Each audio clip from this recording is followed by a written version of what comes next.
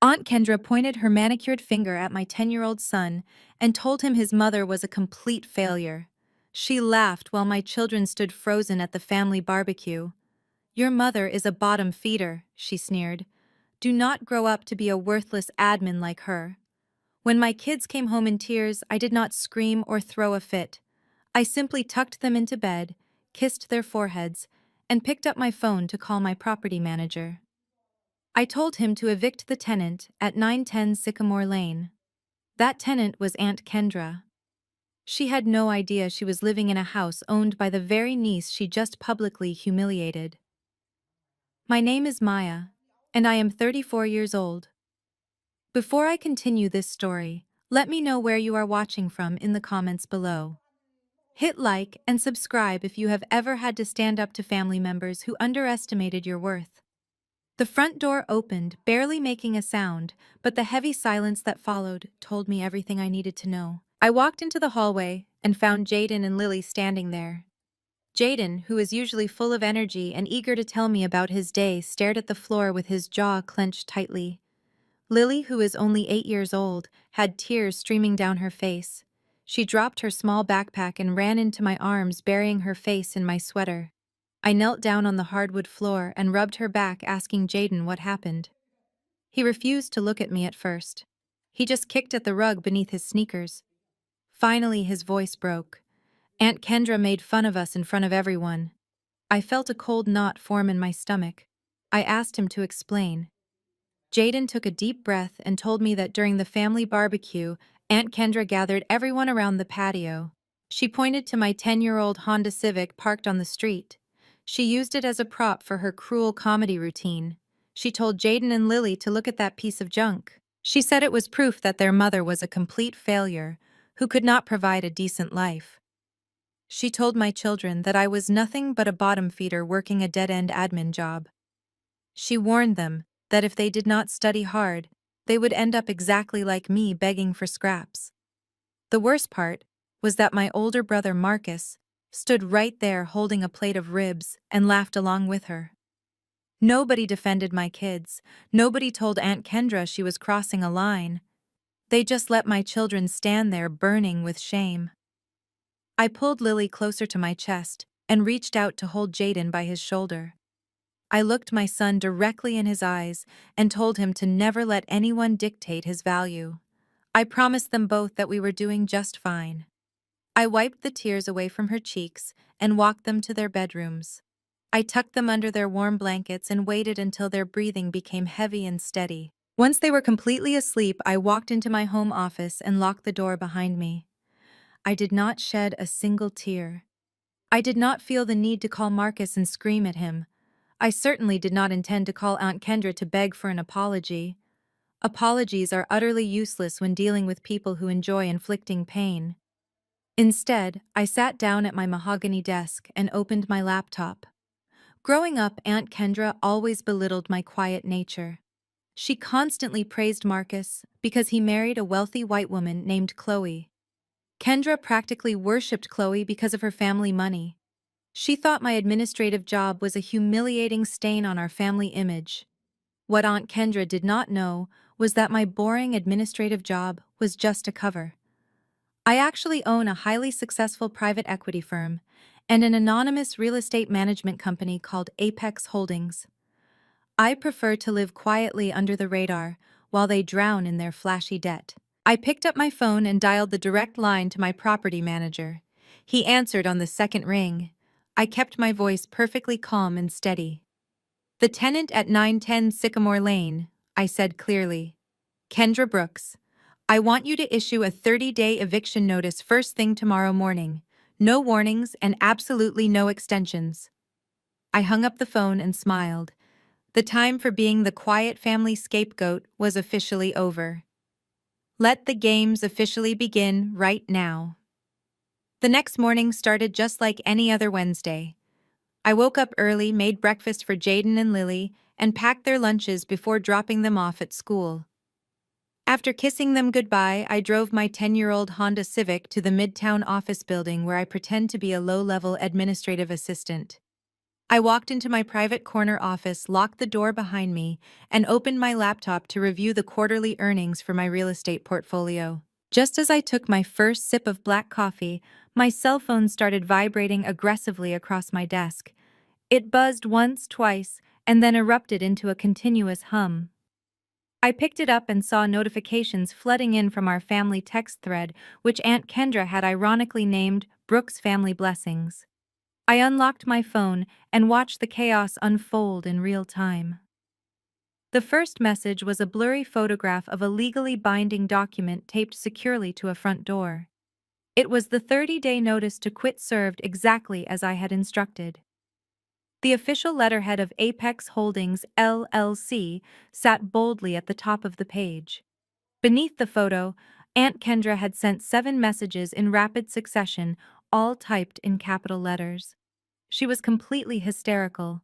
She typed that she was being thrown out onto the street like a stray dog.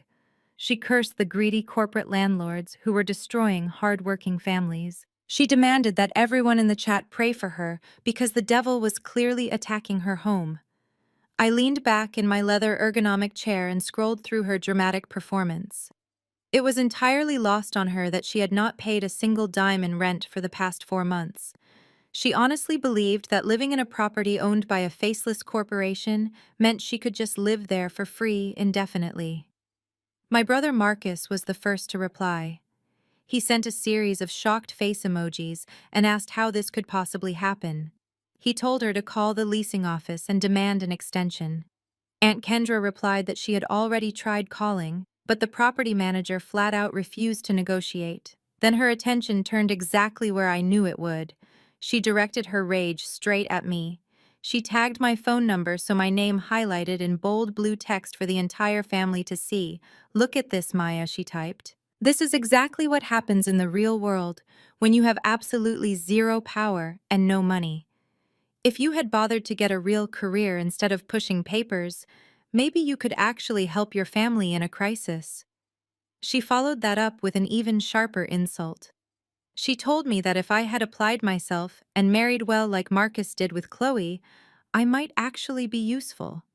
She said if I were anything like my sister-in-law, my own flesh and blood aunt would not be getting thrown out on the street by some heartless corporate machine.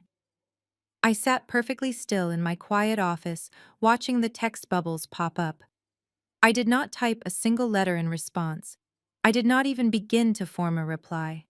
I just let the read receipts show that I had seen every single cruel word she wrote. I remembered how Aunt Kendra used to steal the monetary gifts my father gave me when I was a teenager, claiming she needed it to keep up appearances at her country club. She always valued the illusion of extreme wealth over actual integrity. She believed that pretending to be rich was more important than being honest. I took another sip of my coffee, feeling a deep sense of satisfaction. She was right about one thing. A heartless corporate machine was indeed throwing her out. She just had no clue that the machine had my face. Suddenly, the group chat went completely silent for 2 full minutes. The stage was being set for the grand entrance. Then the typing indicator appeared next to Chloe's name. My sister-in-law loved moments like this.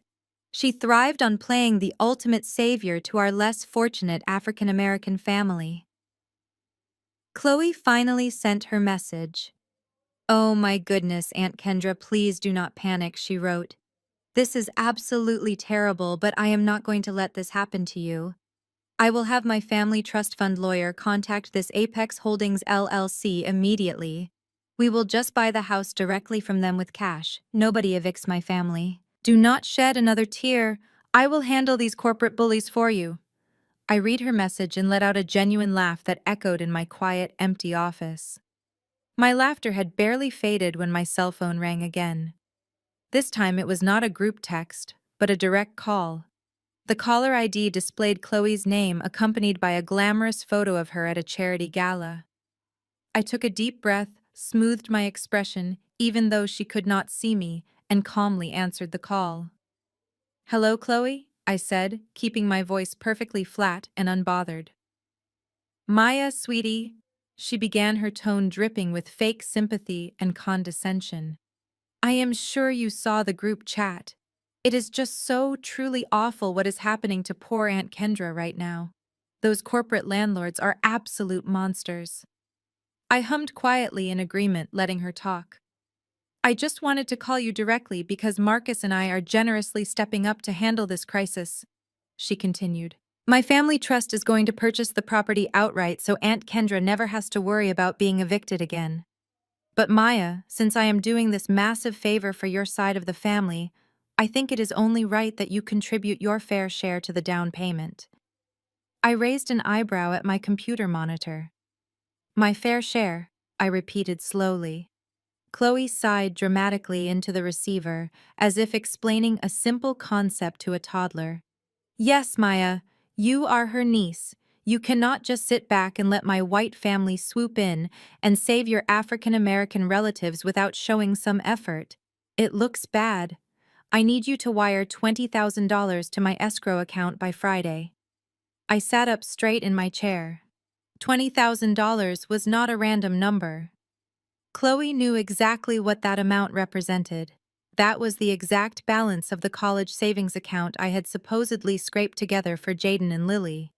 She had pried that information out of Marcus months ago. You want me to give you my children's college fund? I asked, my voice dropping an octave. Chloe clicked her tongue. Do not be so dramatic, Maya. They are young. You have plenty of time to save up again from your little secretary job.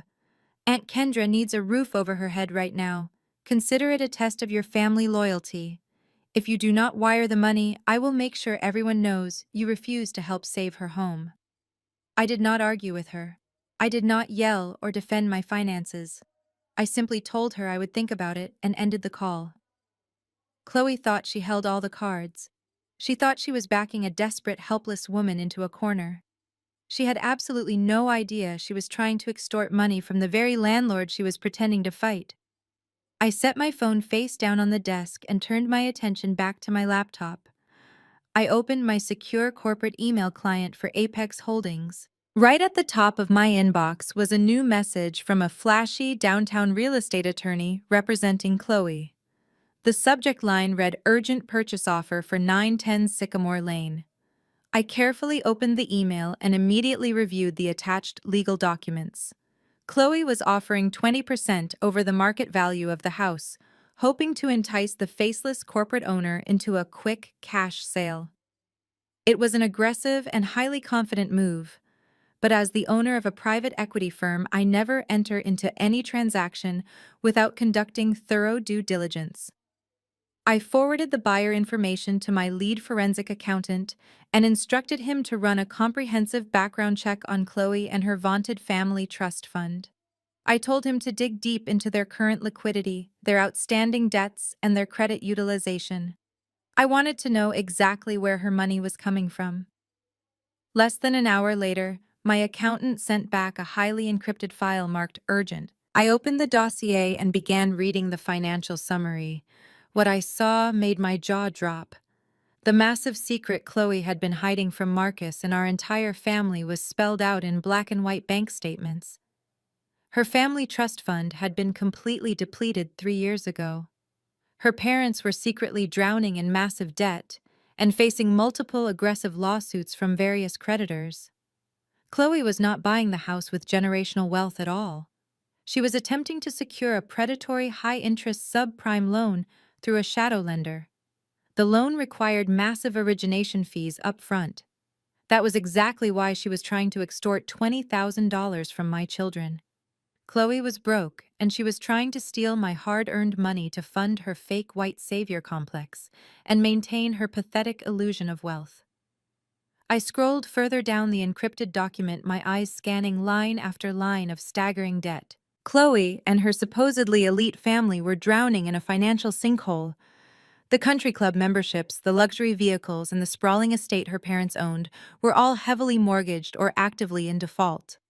They had been moving money around for years, playing a dangerous game of financial roulette just to keep up appearances. The trust fund she bragged about constantly had a balance of absolutely zero. It was a completely hollow shell. She was not a wealthy heiress swooping in to save her African American in-laws.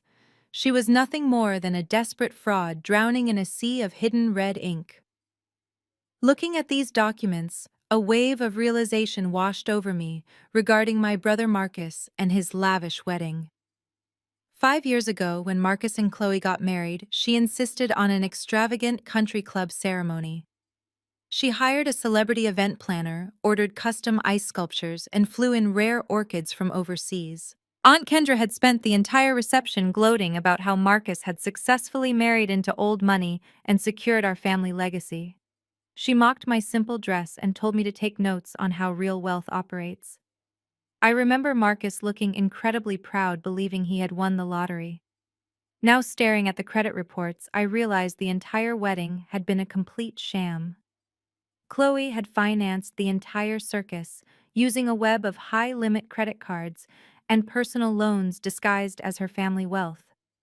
Marcus had unknowingly married into massive, unmanageable debt, and Chloe had been lying directly to his face since the very first day they ever met. Her current plan to buy Aunt Kendra the house was just another reckless scam. The documents showed she had applied for a mortgage through an unregulated shadow lender. It was a predatory subprime loan with an adjustable interest rate that would bankrupt anyone within 2 years. But the lender required a massive cash down payment and non-refundable origination fees up front just to process the shady paperwork. The total amount required for those fees was exactly $20,000. Chloe did not have a single dime of liquid cash to her name. That was the real reason she was trying to bully me into emptying the college savings account I had set up for Jaden and Lily. She desperately needed my hard-earned money to secure a highly toxic loan under the fake guise of saving the family. She was willing to steal the future of my children just to maintain her fake savior narrative and keep Aunt Kendra worshipping the ground she walked on. I sat back in my chair and took a deep breath. The old Maya, the quiet sister who always avoided conflict, might have called Marcus and tearfully explained the situation. The old Maya might have confronted Chloe directly and begged her to stop. But the old Maya was dead. I was the silent owner of Apex Holdings, and I held all the power. I did not need to scream or cry to destroy her little illusion. I simply needed to do my job. I opened my email client and drafted a formal response to the flashy real estate attorney representing Chloe. I kept the language strictly professional and entirely devastating. I typed that Apex Holdings, LLC, was officially declining the purchase offer for the property located at 910 Sycamore Lane. Under the required fields for the rejection reasoning, I did not select the standard options. I typed out a custom response. The offer is permanently rejected due to the discovery of fraudulent financials, severe lack of legitimate liquid assets, and predatory lending practices attached to the buyer. I attached a brief summary of the rejected credit check just so her lawyer would know exactly why his client was being denied. I reviewed the email, ensuring there were no emotional attachments or hints to my true identity. It was a cold, calculated corporate execution. I moved my mouse over the send button and clicked it. The email vanished into cyberspace, carrying a financial death sentence straight to Chloe. I closed my laptop, checking my watch. It was almost time for my lunch break. I imagined Chloe sitting in her heavily mortgaged house, waiting for the glorious news that she had successfully purchased the property. I pictured her phone chiming with an email from her lawyer. Instead of a celebration, she was about to receive documented proof that her entire financial facade had been exposed by a faceless corporation. I smiled, knowing that Chloe was about to completely lose her mind, and she still had no idea that the worthless administrative assistant she despised was the one pulling the strings. Sunday evening brought the dreaded family dinner at Marcus and Chloe's house. I parked my old Honda next to Chloe's leased luxury SUV. Their sprawling McMansion sat in a gated community looking like the pinnacle of financial success. But walking up the brick pathway, I only saw a hollow facade built on high-interest debt. I walked through the front doors holding Jaden and Lily by their small hands. The smell of roasted chicken and expensive candles filled the incredibly tense air. Marcus offered a stiff hug, while Chloe barely acknowledged me. She paced around the marble kitchen island, clutching her cell phone with white knuckles. Her eyes were bloodshot, and her silk blouse was slightly wrinkled. She looked exactly like a desperate woman whose fraudulent loan application had just been denied. We all moved into the formal dining room and quietly took our assigned seats around a massive custom mahogany table. Aunt Kendra immediately claimed the seat at the head of the large table, acting as if she were the royal matriarch of our entire family. Before the heavy dinner plates were even passed around, she started her usual theatrical performance. She raised her crystal wine glass and loudly declared that she wanted to make a special toast to Chloe. Aunt Kendra looked at my sister-in-law with absolute adoration, calling her a literal angel sent from heaven to save our family from total ruin. She went on and on about how incredibly blessed Marcus was to have found a woman of such high-class wealth and immense generosity. While she delivered this passionate speech, Aunt Kendra kept shooting sharp, glaring looks directly at me across the perfectly set table. She made sure to emphasize how some people in this family were completely useless burdens, while others were true saviors willing to step up during a crisis. I just sat quietly slicing a piece of roasted chicken, for Lily refusing to give Kendra the emotional reaction she so desperately craved. Despite the glowing praise and constant validation, Chloe did not look happy at all. In fact, she looked like she was on the verge of a complete nervous breakdown. She took a massive gulp of her red wine and slammed the delicate glass down on the table much harder than necessary. The crystal clinked sharply against the hard wood, making Marcus jump slightly in his seat. Chloe ignored him completely and stared directly at me with a look of pure, unhinged aggression. The gracious, wealthy savior routine had completely vanished, leaving only bitter panic. She leaned forward, placing both of her hands flat on the table, and let out a shaky breath. She did not even try to ease into the conversation politely. She just launched her verbal attack right there in front of my young children and the entire family. She aggressively announced that she had been working tirelessly with her expensive lawyers all weekend to secure the house for Aunt Kendra. She claimed the corporate landlords were being completely unreasonable and demanding a much higher cash deposit up front than they originally discussed. Then she pointed her finger right at my face. Her voice was loud and completely frantic, lacking any of her usual fake Southern charm. She told everyone at the table that I needed to step up right this second. She said she was doing all the heavy lifting for my side of the family, and it was finally time for me to pull my own weight. Maya. I need that $20,000 transferred into my account right now, she demanded, her voice echoing off the high vaulted ceilings. She insisted that if I did not wire the money by tomorrow morning, the entire real estate deal would fall through and Aunt Kendra would be living on the street. She framed the situation as an absolute life or death emergency, trying to publicly shame me into handing over my cash. Marcus nodded along, telling me to just do the right thing for once in my pathetic life. Aunt Kendra crossed her arms and glared at me, waiting for me to bow my head and surrender to their demands. The entire dining room went dead silent as all eyes locked onto me. They expected me to crumble under the heavy weight of their collective judgment. They expected me to frantically apologize and hand over the money out of sheer embarrassment. Instead, I reached out and picked up my glass of iced sweet tea. I took a long, slow sip, feeling the cool liquid soothe my throat. I carefully placed the glass back onto the coaster directly in front of me. I looked Chloe dead in her frantic eyes and spoke with absolute clarity. "No," I said calmly. "That is my kid's college money." The silence that followed my refusal was so thick it felt like it could suffocate everyone in the room.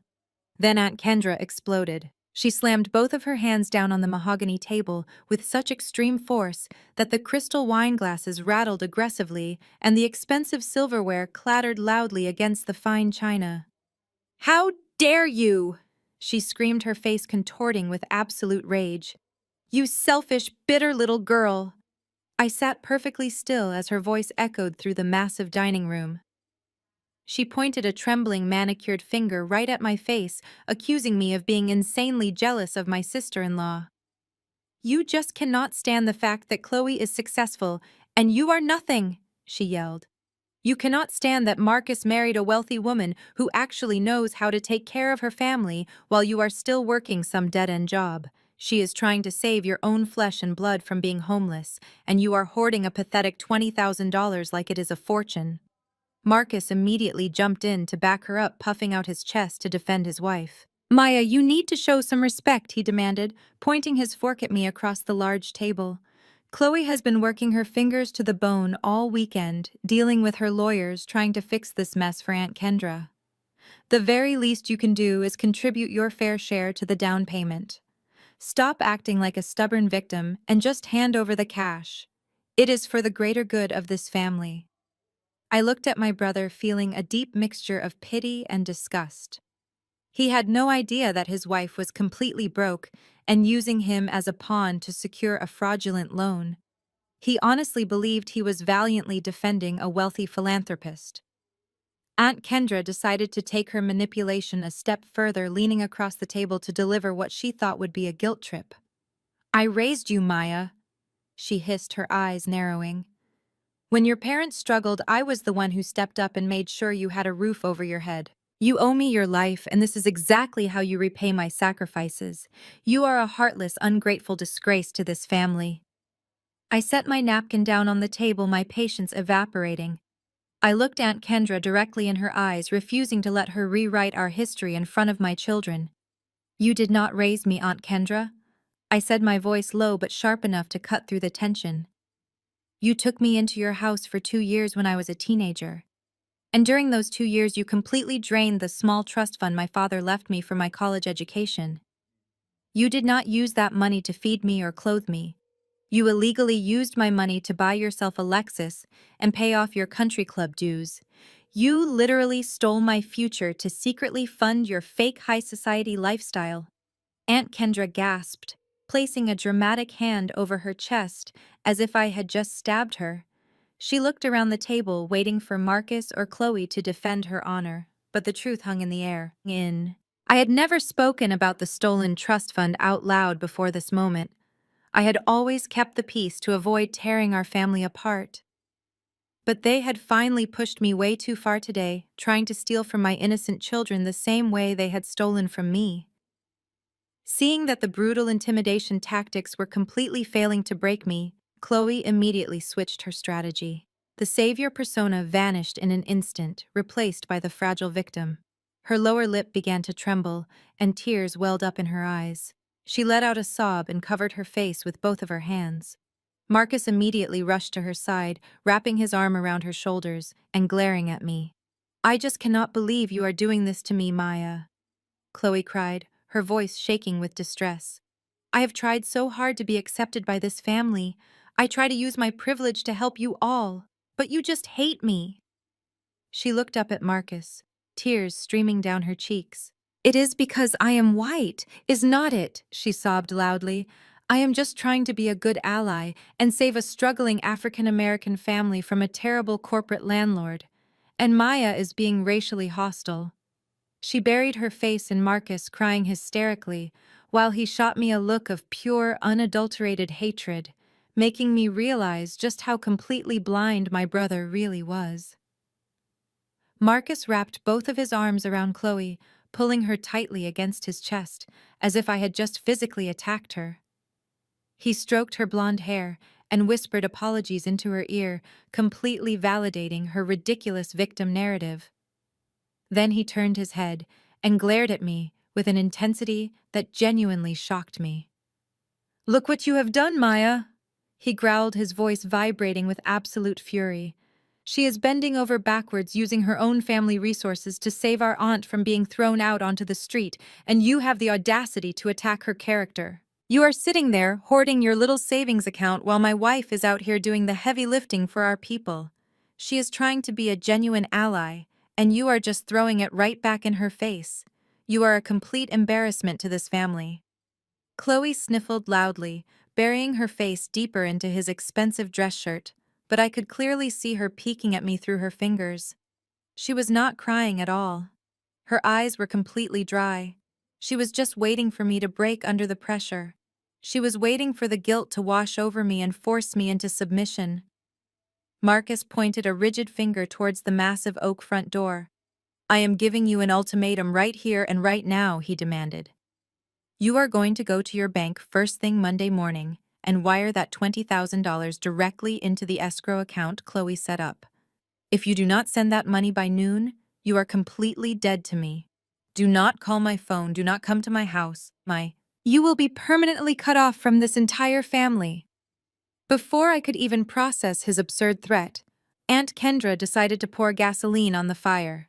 She saw Marcus laying down the law and realized this was her perfect opportunity to secure her free housing. She slammed her hand on the mahogany table again, drawing everyone's attention.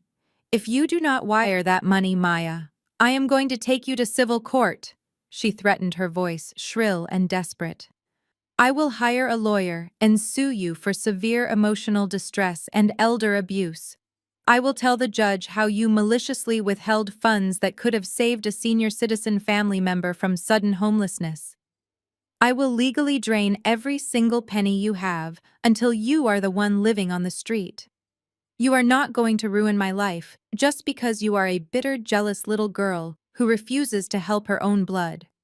I sat there listening to their unhinged demands and realized exactly what I was witnessing.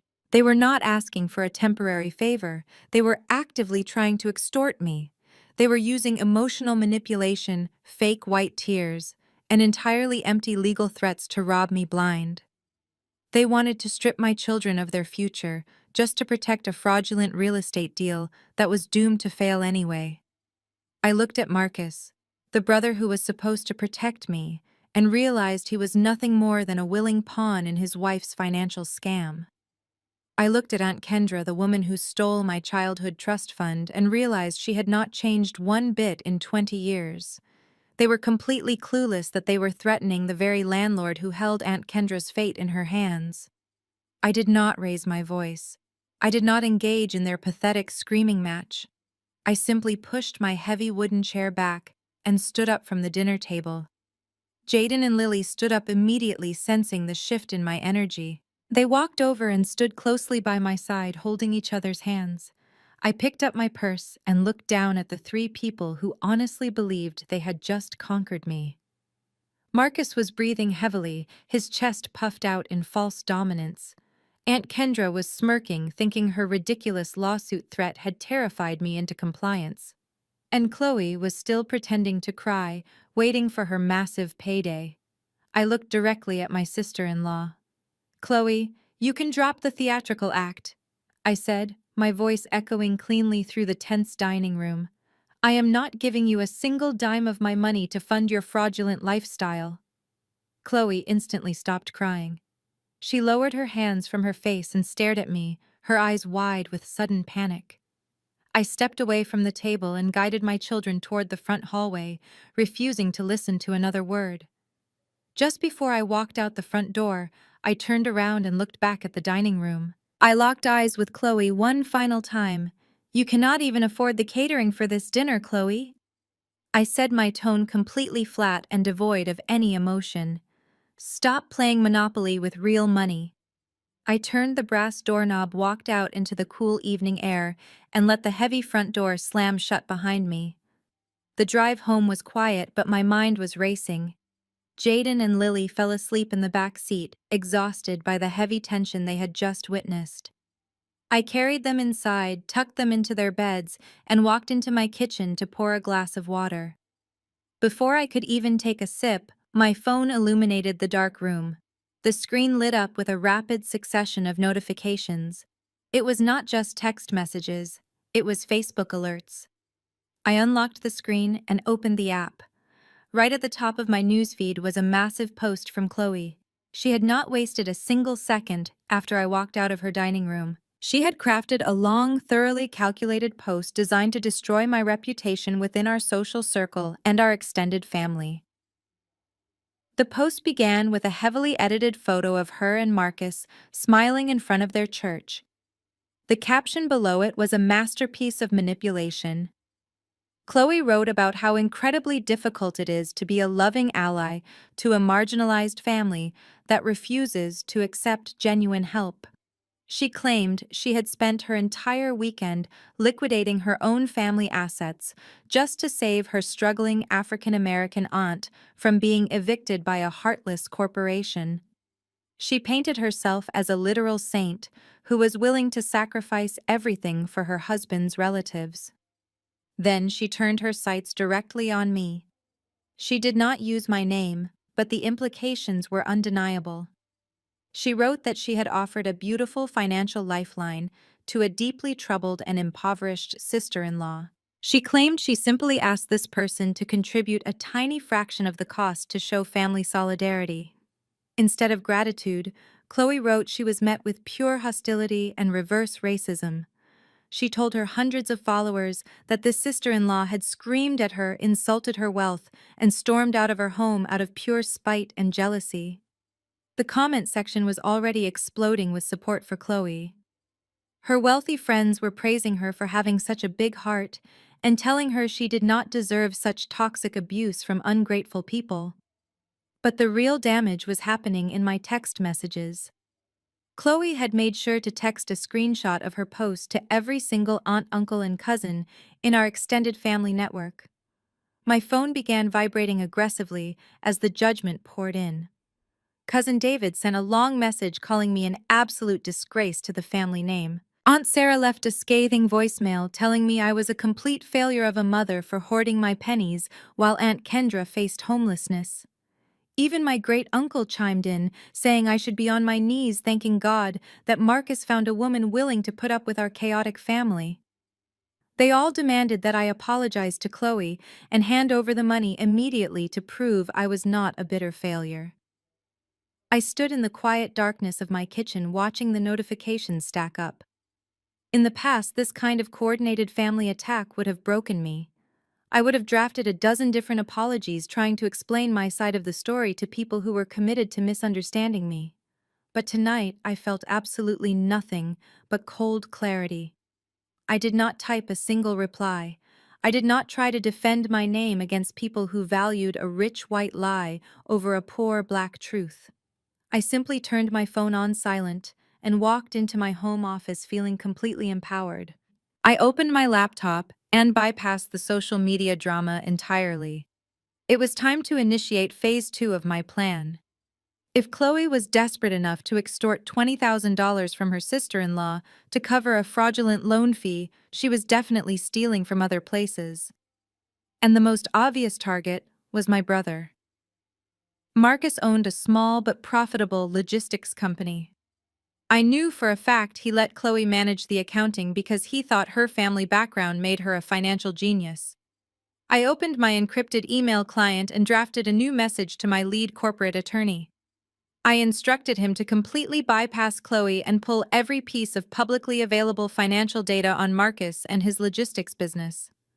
I wanted a full forensic audit of his corporate filings, his business credit lines, and his tax liens. I told my lawyer to find out exactly who owned the debt on his company vehicles and his warehouse space. I hit send and closed the laptop. Chloe thought she was winning a petty family war on Facebook.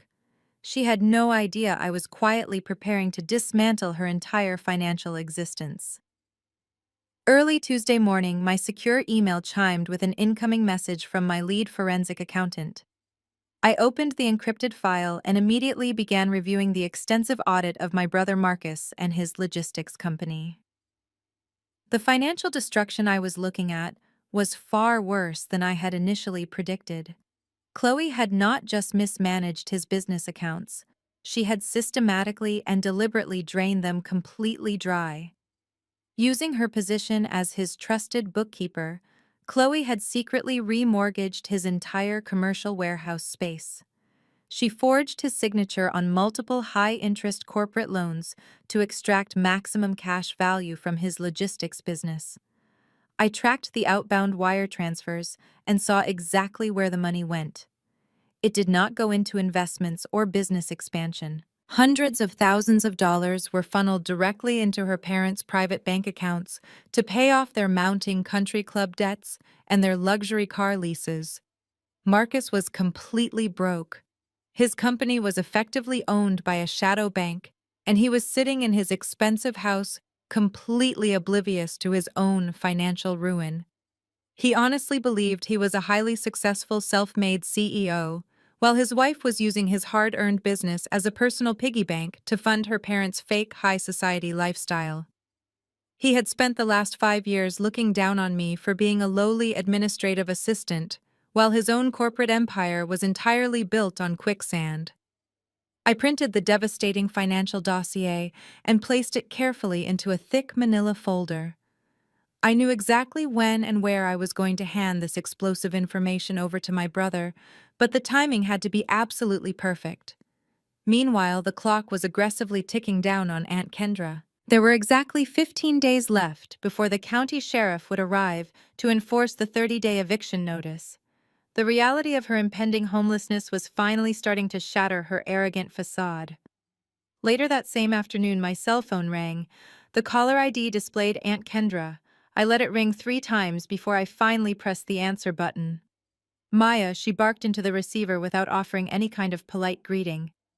This ridiculous corporate landlord is refusing to back down, and Chloe is dealing with some annoying banking delays regarding her purchase of the house. I need a solid backup plan right now. I sat back in my desk chair and waited for her to reveal her true intentions. Since you are the only one in the family who is not currently fighting this legal battle for me, you are going to let me move into your apartment, she demanded. Her voice carried that familiar tone of absolute authority, as if she were giving an order to a disobedient child. Now I know your place is small and probably in a terrible neighborhood, but I will just have to make do. You can have Jaden and Lily share a single bedroom so I can have the master suite. I expect you to have it completely cleaned out and ready for my boxes by the weekend. I listened to her incredibly entitled demands and felt a cold smile form on my face. She had spent the entire weekend publicly humiliating me on Facebook, calling me a failure and a disgrace to the family. Now she was demanding my master bedroom because her wealthy savior had completely failed her. I kept my voice perfectly even and remarkably calm. No, I said clearly. You are not moving in with me. Aunt Kendra gasped loudly into the receiver of her phone. What exactly did you just say to me? She practically spit the words through the speaker. I said no, I repeated. You are not stepping foot inside my home. You called me a bottom feeder. You told my children they should be ashamed of me. You and Chloe both made it perfectly clear that I am a disgrace to the Brooks family name, so you can figure out your own living situation without my help. I am not opening my door to someone who constantly disrespects me and my children. The silence on the other end of the line was incredibly heavy and deeply dangerous.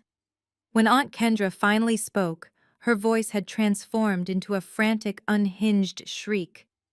You listen to me, you ungrateful little brat, she screamed, filled with venom. If you do not let me move into that apartment, and if you do not wire that $20,000 to Chloe immediately, I will make your life a living hell. I know exactly where Jaden and Lily go to school. If you refuse to help your own family, then I will just come to your kids' school and take them until you give me the money now. The line went completely dead as Aunt Kendra hung up the phone. She actually believed her threat would send me into a blind panic. She thought I would immediately call her back crying and begging her not to involve my children. Instead, I calmly locked my laptop, grabbed my car keys, and walked out of my office.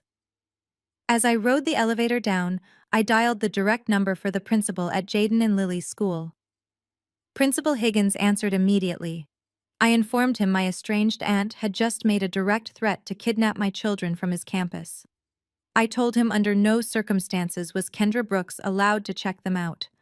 I also requested the campus police officer be stationed inside the front office because my aunt was erratic and likely on her way. Principal Higgins assured me the school went into an immediate lockdown and my children were safe in his private office. I thanked him, climbed into my Honda, and drove straight toward the elementary school. I pulled into the visitor lot just 15 minutes later. Sure enough, Aunt Kendra's leased sedan was parked illegally in the fire lane right by the main entrance. She had driven like a maniac, completely consumed by her toxic desperation. I walked through the double glass doors and could instantly hear her shrill voice echoing down the hallway.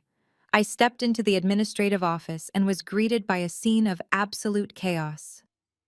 Aunt Kendra was leaning over the reception desk, slamming her manicured hands aggressively against the countertop.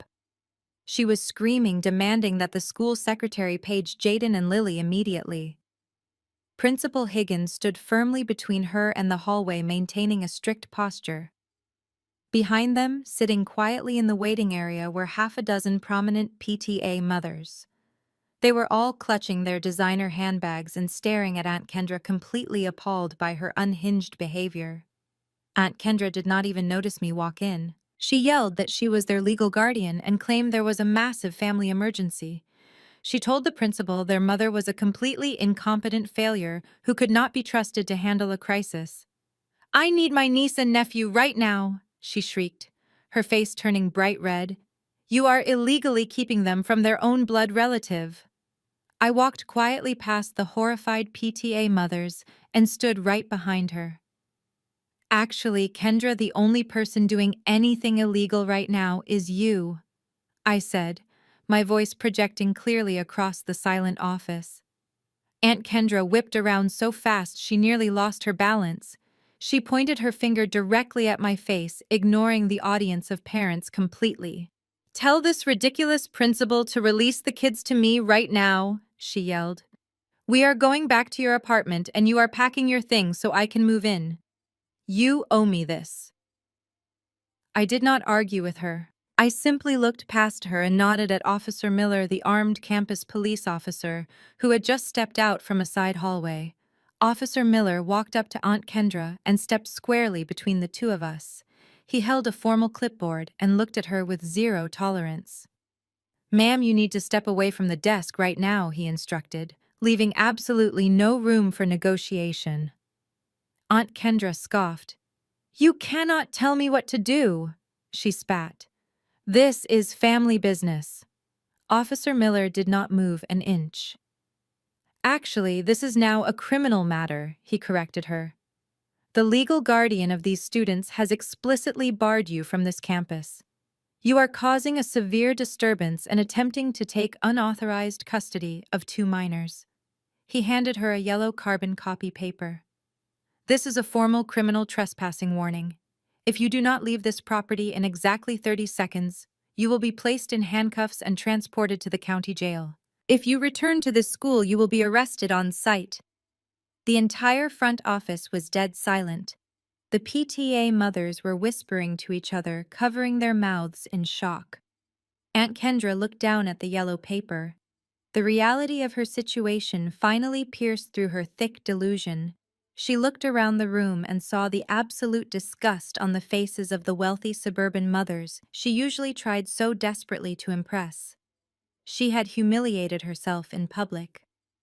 Her chest heaved as she crumpled the warning paper. She glared at me with pure hatred, but did not say another word. She turned around, pushed her way out the glass doors, and practically ran to her illegally parked car. I stood perfectly still, watching her drive away, knowing she had just sealed her own miserable fate. I returned to my office feeling a profound sense of peace. I knew Aunt Kendra would not quietly accept her public humiliation. She lived for revenge. As soon as she drove away from that school, she immediately called Chloe. I could easily imagine their frantic conversation. Kendra would have exaggerated the incident, claiming I traumatized her in front of the local mothers. Chloe, desperate for a distraction from her collapsing financial scams, would have eagerly taken the bait. They needed to punish me, and since they could not reach my children, they decided to target the one thing they thought gave me independence. They decided to destroy my livelihood. Our extended family had always believed I worked as a low-level receptionist at a boutique investment firm downtown. I intentionally kept my job title vague for years, letting them assume I spent my days answering phones and fetching coffee for wealthy executives. They had absolutely no idea that I was the founder and majority shareholder of that exact same firm. My administrative cover story was the perfect shield against their constant financial demands. Sitting at my mahogany desk, I was reviewing a commercial real estate contract when my office door gently opened. Marcus and Chloe were entirely wrong about my corporate environment. My firm did not operate on fear or intimidation. My team was fiercely loyal because I treated them with genuine respect. My lead operations manager, David, stepped into my office with a highly confused expression on his face. He was holding his wireless office phone against his chest as if trying to muffle a loud noise. "Maya, we have a very strange situation on line 1, David said, lowering his voice. "There is a woman named Chloe Brooks screaming at our receptionist. She is demanding to speak directly to the chief executive officer. She claims she has urgent criminal information regarding one of our administrative employees. She explicitly named you." I set my pen down on the desk and smiled. The sheer audacity of my sister-in-law never failed to amaze me. She actually thought she could get me fired from my own company. "Bring the phone in here, David," I instructed, "and put her on speaker. Let us hear exactly what criminal information she has uncovered." David walked over and placed the phone carefully in the center of my desk. He tapped the speaker button, and the shrill, frantic voice of my sister-in-law immediately filled my quiet office. Chloe was in the middle of a completely unhinged rant, playing her favorite role of the concerned wealthy citizen. "I am telling you this is a matter of severe corporate liability," she barked through the speaker. "I need to speak to whoever is in charge of your human resources department or your CEO immediately. You have a woman named Maya Brooks working at your front desk, and she is an active threat to your business." David looked at me, trying extremely hard to suppress a laugh. I gestured for him to respond. "This is the Director of Operations speaking," David said, maintaining perfect professional composure. "How can I help you, Mom?" Chloe let out a very dramatic sigh of relief. Finally, someone with some actual authority, she said, her tone dripping with arrogance. "Listen to me very carefully. I am a prominent member of this community, and I am calling to report a massive theft. Your employee, Maya Brooks, just stole $20,000 from my family. She manipulated an elderly relative and drained a shared savings account. We are currently filing a police report, but I felt it was my moral duty to warn your company before she steals from your corporate accounts." I leaned back in my chair, listening to Chloe weave her incredibly reckless web of lies. She was actively committing corporate slander and defamation, all while operating under the delusion of absolute power. She honestly believed that a single phone call from a supposed wealthy white woman would be enough to instantly terminate a black receptionist without any investigation. "She is highly unstable and deeply jealous of successful people," Chloe continued, her voice dripping with venom. "If you care about the financial security of your firm, you need to terminate her employment immediately. In fact, you should probably have security escort her out of the building today. I would hate for my family lawyer to have to subpoena your firm because you ignored this critical warning." David looked at me, his eyes wide with disbelief at her sheer audacity. He muted the microphone for a brief second. "Do you want me to hang up on her right now?" he whispered. I shook my head and leaned closer to the phone. "Absolutely not," I replied very softly. "Tell her she is absolutely right." David locked eyes with me and gave a subtle nod. He took a deep breath, adjusting his voice to project the perfect amount of corporate alarm. "Ma'am, I want to personally thank you for bringing this incredibly serious matter to our attention," he said, sounding deeply concerned. "Our firm has a zero-tolerance policy for any form of financial misconduct or theft. Based on the severity of your allegations, we will be terminating Maya Brooks immediately. We will have building security clear out her desk and escort her off the premises within the hour. Your bravery in reporting this has potentially saved our firm from a massive disaster." Through the speaker, I could actually hear the smug satisfaction radiating from Chloe. "Well, I am just glad I could help," she replied, her voice practically singing with cruel delight. "It is always a tragedy when family turns out to be so toxic, but business is business. I expect you will handle this quietly so my family does not suffer any further embarrassment. Have a wonderful day." She ended the call with a sharp click. David reached over and ended the connection on his end. He looked up at me, completely baffled. "I cannot believe you just let her do that," he said, shaking his head. I just smiled and turned my attention back to my laptop. "She just handed me the perfect weapon, David," I replied. Now we just wait for the inevitable explosion. It did not even take 10 minutes. My cell phone buzzed violently across my desk, signaling a flurry of activity in the Brooks Family Blessings group chat. I unlocked the screen and watched Chloe take her grand victory lap. Great news, everyone, Chloe typed, adding several celebration emojis. I just received a call from Maya's employer. Apparently, they discovered she was stealing from the company and they fired her on the spot. Building security just threw her out. This is exactly what happens when you cross my family and try to steal from us. Karma is absolutely real. Aunt Kendra was the first person to reply, and her response was predictably vicious. She sent a string of laughing emojis. I knew it, Kendra typed. I knew she was a complete failure. Now she does not even have her pathetic little secretary job to fall back on. Good luck paying for your cheap apartment now, Maya. Maybe you should have been nicer to the people who were actually trying to help you. Marcus chimed in shortly after agreeing with both of them. He told the group that my termination was a long time coming and that I was finally getting exactly what I deserved for being so incredibly selfish. They spent the next 20 minutes absolutely tearing me apart, celebrating my supposed downfall.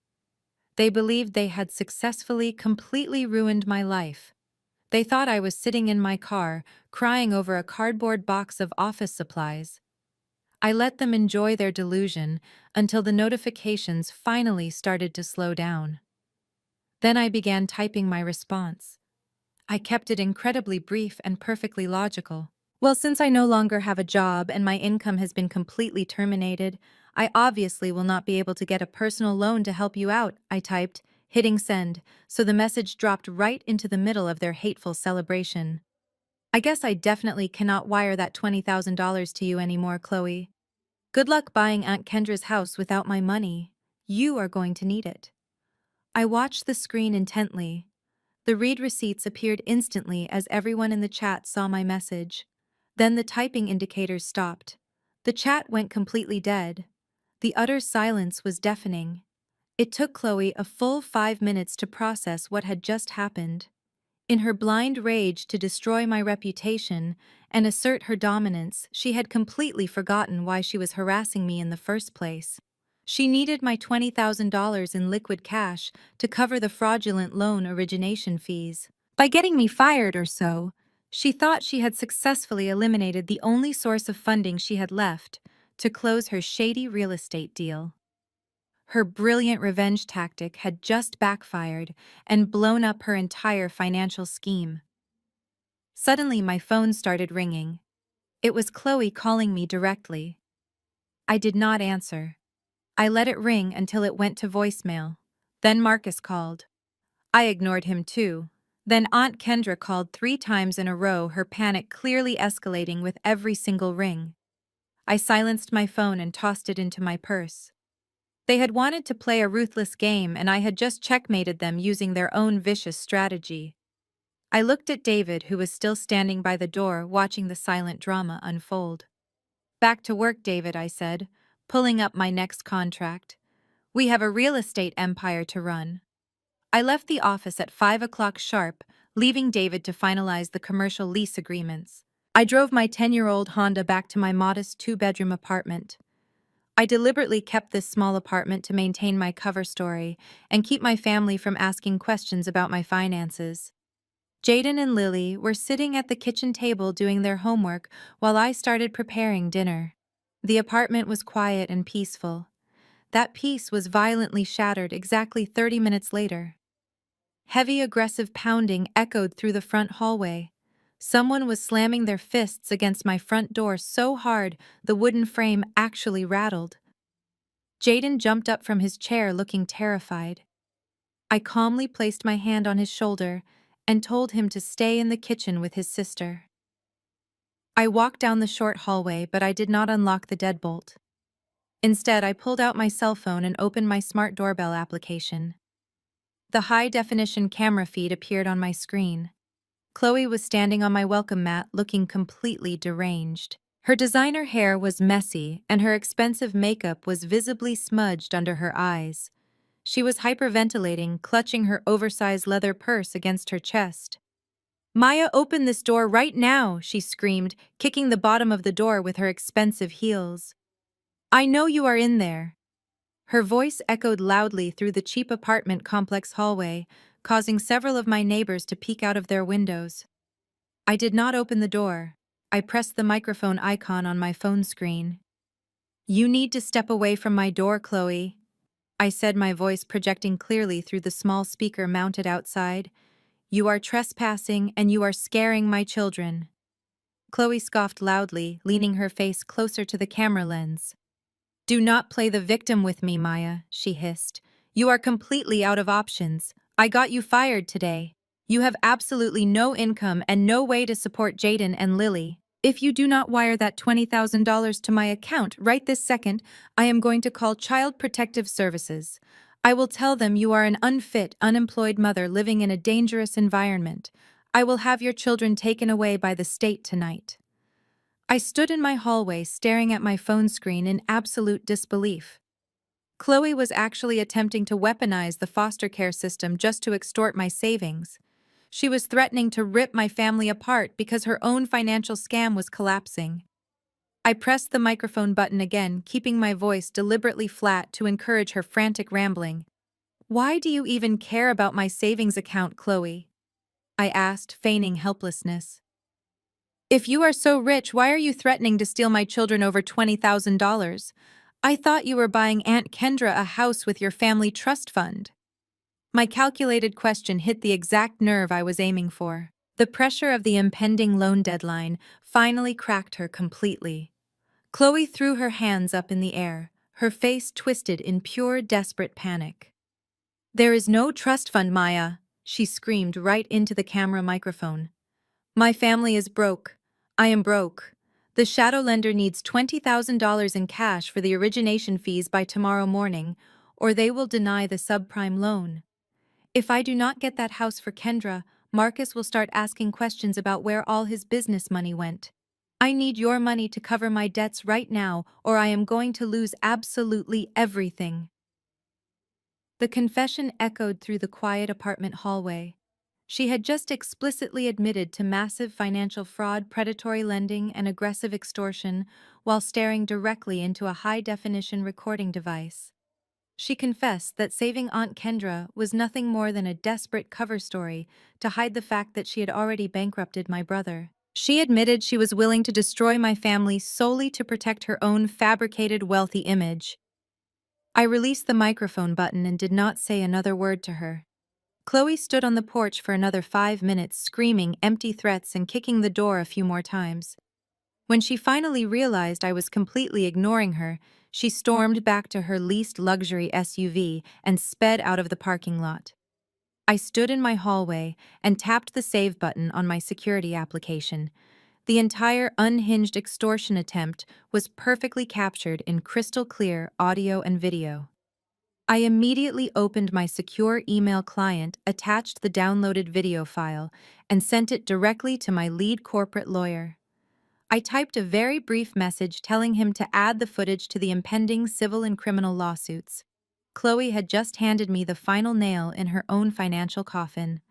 The weekend passed quietly after Chloe threw her temper tantrum on my front porch. Monday morning arrived, bringing a new wave of chaos. There were exactly 7 days left until the county sheriff was scheduled to arrive at 910 Sycamore Lane to enforce the 30-day eviction notice.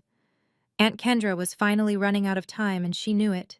She had undoubtedly realized that Chloe was completely full of empty promises and was never going to buy that house. The reality of having nowhere to live and absolutely zero cash was driving her into a state of sheer panic. When my aunt panicked, she always resorted to her oldest and most destructive habits. I was sitting in my corporate office reviewing the civil lawsuit my lawyer had just finalized against Chloe when my desk phone rang. It was Greg, my senior property manager. He was the one who originally served the eviction notice to Kendra. I answered the phone and Greg immediately launched into his report. He sounded completely baffled by what he was witnessing. Maya, you are not going to believe what your tenant is doing right now, Greg said, his voice tight with disbelief. I decided to do a random drive-by inspection of the Sycamore property just to make sure she was not trashing the place before the eviction. I am sitting across the street in my truck right now. She has a moving van parked in the driveway, but she is not packing her clothes. She is wheeling the brand new stainless steel double-door refrigerator out the front door. I sat up straight in my chair, listening intently. Greg continued his report, explaining that another man was helping her load the expensive gas stove into the back of the rented van. She was not just moving out, she was actively stripping my property of its most valuable appliances and selling them for quick cash on the black market. This is classic Kendra Brooks behavior, I thought to myself. Greg sighed heavily through the phone and told me he had seen this exact scenario play out before. He explained that when he first ran her background check months ago, he noticed a long pattern of civil judgments from previous landlords. Aunt Kendra had a notorious history of destroying rental properties whenever she was asked to leave. She would wait until the very last minute, rip the copper wiring out of the walls, smash the bathroom mirrors, and flee in the middle of the night, leaving the owners with thousands of dollars in damages. She felt completely entitled to destroy what she could not control. Now, she was doing it to me. Greg asked me if he should quickly step out of his truck and confront her right now. He offered to call the local police department right then and there to stop the theft in progress. He said they could catch her red-handed with the stolen appliances loaded in the van and have her arrested for stealing property belonging to Apex Holdings. He was ready to shut her little operation down immediately. I looked out the large glass window of my office and thought about the incredible opportunity Aunt Kendra had just handed me. If Greg stopped her now, she would just play the victim again. She would cry to the police and claim it was all a big misunderstanding, or that she thought the appliances belonged to her. She would probably only get a slap on the wrist and a minor citation. I needed something much stronger. I needed a permanent and completely undeniable legal solution to her toxic behavior. I leaned into the phone and gave Greg a very specific set of instructions. "Do not get out of your truck, Greg," I told him, keeping my voice perfectly calm and collected. "Do not confront her, and absolutely do not call the police right now. Just stay hidden and take as many clear, high-definition photographs as you possibly can. Make sure you get the license plate number of the van and clear shots of the buyer's face." Greg hesitated for a second, clearly confused by my strategy. "But Maya, those appliances cost us over $4,000 to install?" he protested mildly. "If we let her drive away with them, she is going to sell them and keep the cash." I smiled, knowing exactly how the legal system worked. "That is exactly what I want her to do, Greg," I replied. "If you stop her now, it is just an attempted theft. But if we let her complete the sale and take the cash, it changes everything. Let her sell the appliances. That completely upgrades this from a standard civil eviction to a severe grand larceny felony theft charge right now." Greg stayed absolutely silent on the other end of the line for a moment, as the weight of my strategy finally sank in. "I understand completely," he finally replied, his voice filled with newfound respect. "I will sit right here in the truck and document every single second of this transaction. I will get clear photographs of her accepting the cash from the buyers, and I will send everything directly to your secure email by noon." I thanked him and hung up the phone. The trap was officially set, and Aunt Kendra had just walked right into it with her eyes wide open.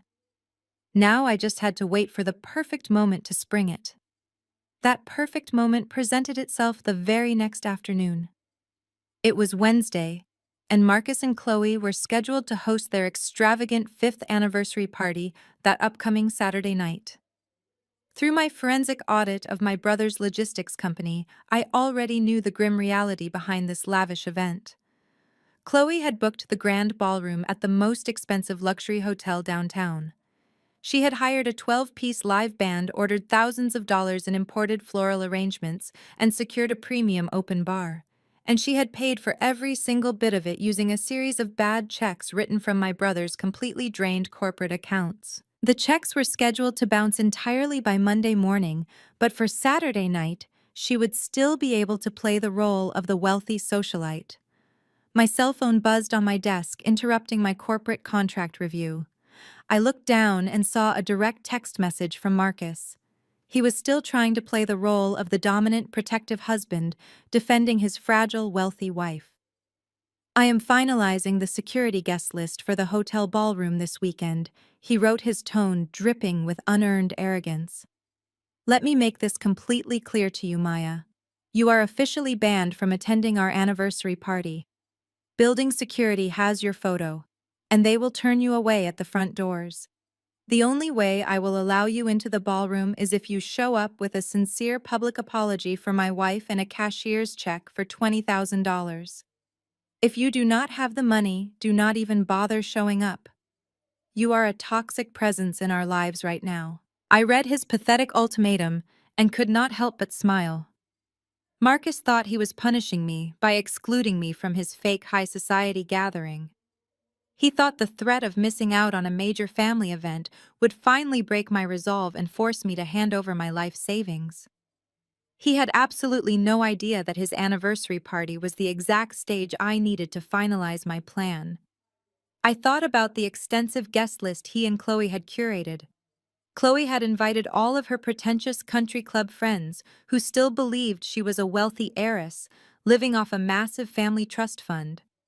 Aunt Kendra had invited all of her judgmental church friends so she could parade around and brag about her successful nephew and his incredibly rich white wife. Every single person who had ever looked down on me or judged my quiet lifestyle would be sitting in that grand ballroom, sipping stolen champagne. It was the absolute perfect audience for a massive public unmasking. I opened my heavy mahogany desk drawer and pulled out the thick manila folder containing the forensic financial audit of my brother's ruined logistics company. I placed the silver flash drive containing the doorbell camera footage of Chloe extorting me right next to it. I also included the signed police reports regarding the school incident. Then I printed the high-definition photographs Greg had just emailed me, showing Aunt Kendra illegally selling my stainless steel kitchen appliances for untraceable black market cash. I stacked all the damning evidence neatly together on my glass desk. I had the official foreclosure notices, the finalized eviction paperwork, and the irrefutable photographic proof of felony grand larceny. Everything was completely prepared and legally airtight. I picked up my phone to formulate my final reply. I did not argue with his ridiculous demands or beg him for a formal invitation to his fraudulent celebration. I typed my response with cold, deliberate precision, knowing it would completely blindside him. Do not worry, Marcus. I typed, my thumbs moving quickly across the bright digital keyboard. I will definitely be there on Saturday night. And you should probably tell your fancy hotel security to clear a wide path because I am bringing the secretive owner of Apex Holdings with me. I hit send and placed the phone face down. The grand stage was officially set for the execution. Saturday night arrived with a heavy downpour of rain, but inside the grand ballroom of the downtown luxury hotel, the atmosphere was completely electric. Marcus and Chloe had spared absolutely no expense for their fraudulent 5th anniversary celebration. Crystal chandeliers cast a warm golden glow over the massive room, illuminating the towering floral arrangements of imported white orchids that sat in the center of every single table. A 12-piece jazz band played upbeat melodies on a raised stage, while waiters in crisp white tuxedos circled the room carrying silver trays loaded with expensive champagne and artisan appetizers.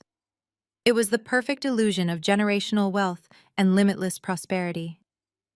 Chloe was in her absolute element, playing the role of the gracious high society hostess.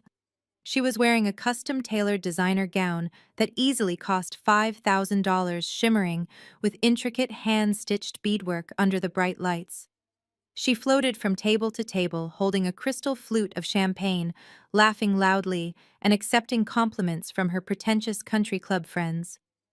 Marcus stood near the premium open bar wearing a velvet tuxedo jacket, puffing his chest out, and acting like the titan of industry he desperately pretended to be. Right in the middle of the room, Aunt Kendra was holding court at a large VIP table, surrounded by her entire church congregation and all of our judgmental extended family members. She was wearing a flashy silver dress, and speaking loud enough for half the ballroom to hear. She was waving her hands dramatically, completely dominating the conversation. She was bragging about how her incredibly successful nephew Marcus and his wealthy angel of a wife Chloe were currently in the process of buying her a massive new house. She told everyone at the table that they were paying in pure cash just to rescue her from a terrible corporate landlord. She made sure to casually mention how sad it was that her own niece Maya was such a bitter and jealous failure who refused to help her own blood. The church ladies nodded in deep sympathy, taking sips of their stolen champagne and whispering about my supposed downfall. I stood in the carpeted hallway just outside the massive double mahogany doors of the ballroom. I was not wearing my cheap administrative assistant clothes or the faded sweaters my family was so used to seeing me in. I was wearing a sharp, perfectly tailored charcoal gray Tom Ford power suit paired with sleek black stilettos. I felt absolutely invincible. Standing directly to my right was my lead corporate attorney, holding a thick leather briefcase containing the forensic financial audit and the eviction paperwork. Standing to my left was a fully uniformed county sheriff, whose presence commanded immediate and absolute authority. I placed my hands on the cool brass handles of the heavy ballroom doors and pushed them open. The heavy wooden doors swung wide with a loud echoing thud that instantly drew the attention of the guests standing near the entrance. I stepped into the bright golden light of the ballroom, my heels clicking sharply against the polished marble floor of the entryway. My lawyer and the sheriff stepped in right behind me, creating a massive wall of undeniable legal power. The jazz band was in the middle of a lively song, but the trumpet player noticed the uniformed police officer walking into the room and slowly stopped playing. The piano player faltered, and within seconds the live music completely died out. The sudden, overwhelming silence rippled through the massive ballroom like a physical shockwave. Hundreds of guests turned their heads to see what had caused the interruption. The crowd slowly parted, creating a wide open path straight down the center of the room. Aunt Kendra stopped her bragging mid-sentence, her jaw dropping wide open as she stared at my tailored suit and the armed officer standing firmly by my side. Marcus nearly dropped his glass of bourbon, his eyes darting frantically between me and the sheriff. But my sister-in-law Chloe reacted exactly as I knew she would. The sight of me crashing her perfect illusion triggered an immediate and volatile rage. She slammed her champagne flute down onto a nearby cocktail table, spilling expensive alcohol across the white linen cloth. Her face turned a bright, furious shade of crimson as she stomped down the center aisle of the ballroom, pushing past her wealthy friends. She stopped just a few feet away from me, her chest heaving with absolute fury. She pointed a shaking finger directly at my face. "I told you that you were permanently banned from this party," she screamed, her voice echoing off the high ceilings and completely shattering her elegant high society persona. "Security, get her out of here right this minute before I do." I did not even blink at her frantic and completely unhinged screaming. I completely ignored Chloe entirely. I kept my eyes locked directly on my brother Marcus, who stood paralyzed by the sudden intrusion. I walked right past Chloe, leaving her standing in the wide aisle, pointing at empty space. I stopped directly in front of Marcus. He looked down at my expensive tailored suit, and then up at the uniformed sheriff standing firmly behind my left shoulder. "Maya, what is going on here?" Marcus stammered, his voice shaking as he desperately tried to maintain his authoritative posture in front of his wealthy guests. "What are you doing here with the police?" I did not answer his question with an apology or an explanation. Instead, I gave a subtle nod to my lead corporate attorney. The lawyer stepped forward, unlatched his heavy leather briefcase, and pulled out the thick manila folder containing the forensic financial audit. He handed the heavy stack of legal documents directly to my brother. Marcus took the folder, his hands trembling slightly as the sheer weight of the paper settled into his palms.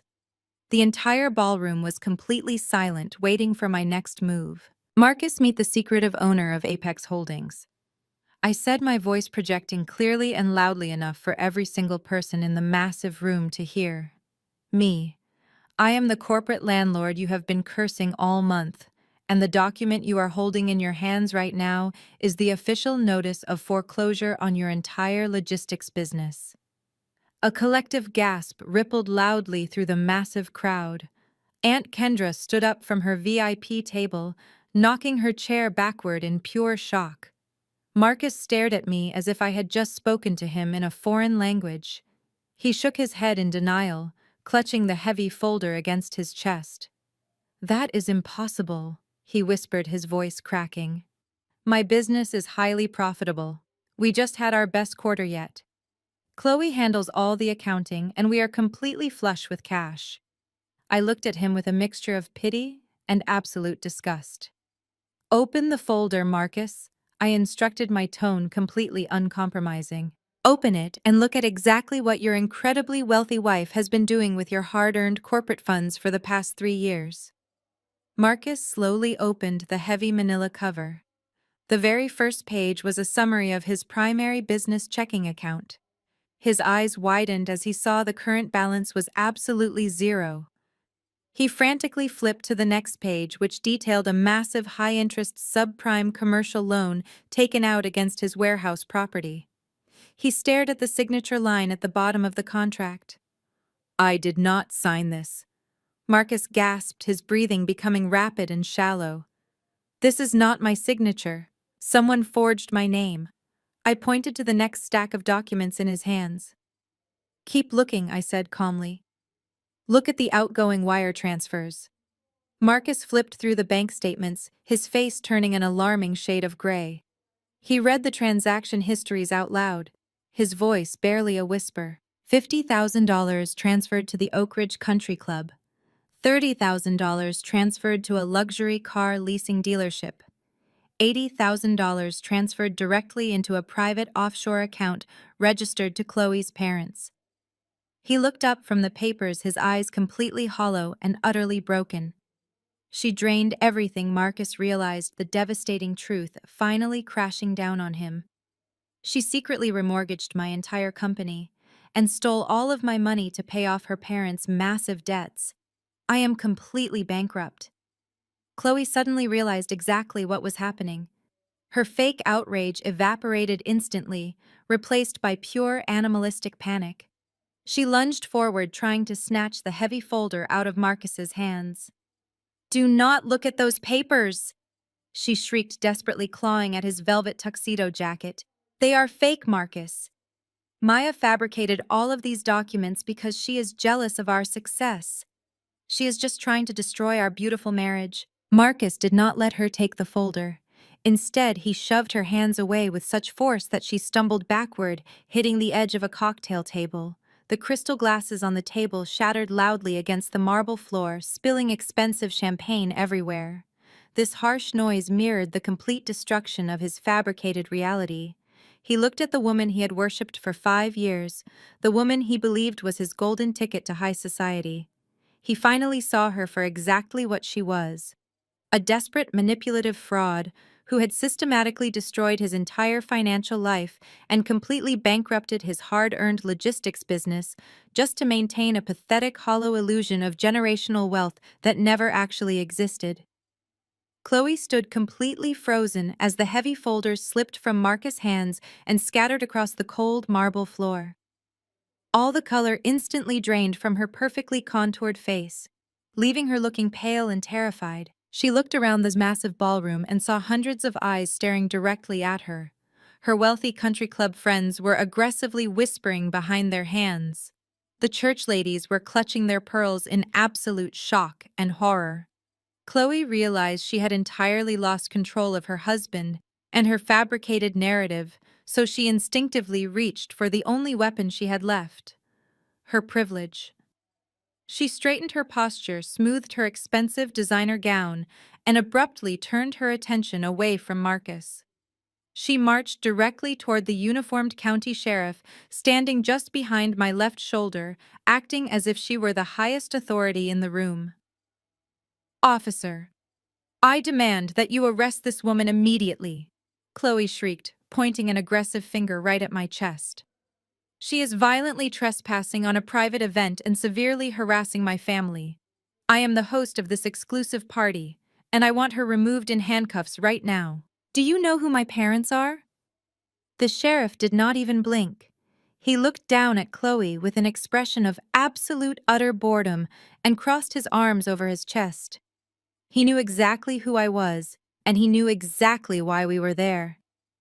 Ma'am, you are currently standing in a hotel ballroom rented with fraudulent funds, he stated, his voice booming with undeniable authority. My official advice to you is to remain completely silent before you incriminate yourself any further. Chloe gasped, stepping backward as if she had just been physically slapped across the face. The harsh realization that her privilege held absolutely zero power against documented financial crimes finally hit her hard. I stepped forward, completely closing the distance between us. I made sure my voice carried clearly across the silent ballroom so every single guest could hear the undeniable truth. You never had any intention of saving Aunt Kendra from being evicted, I said, staring directly into her panicked eyes. Your entire white savior routine was nothing but a desperate smokescreen. You wanted everyone to think you were this incredibly generous, wealthy woman swooping in to rescue your poor black relatives. But the reality is that your family trust fund has been completely empty for years. You were trying to secure a highly illegal subprime loan just to keep up appearances, and you did not even have the cash to cover the basic origination fees. You looked at the family you married into and saw nothing but an easy target to exploit for your own survival. Chloe shook her head frantically, trying to back away, but there was nowhere for her to go. I kept pushing the truth forward, dismantling her entire public persona piece by piece. You tried to extort $20,000 from me, I announced loud enough for the entire VIP table to hear. You threatened to call Child Protective Services and have my children taken away if I did not drain their college savings account and hand the cash over to you. You were perfectly willing to destroy my family and steal my children's future just to cover up the massive fraud you committed against my brother. You are not a savior, Chloe. You are a complete parasite masquerading as a philanthropist.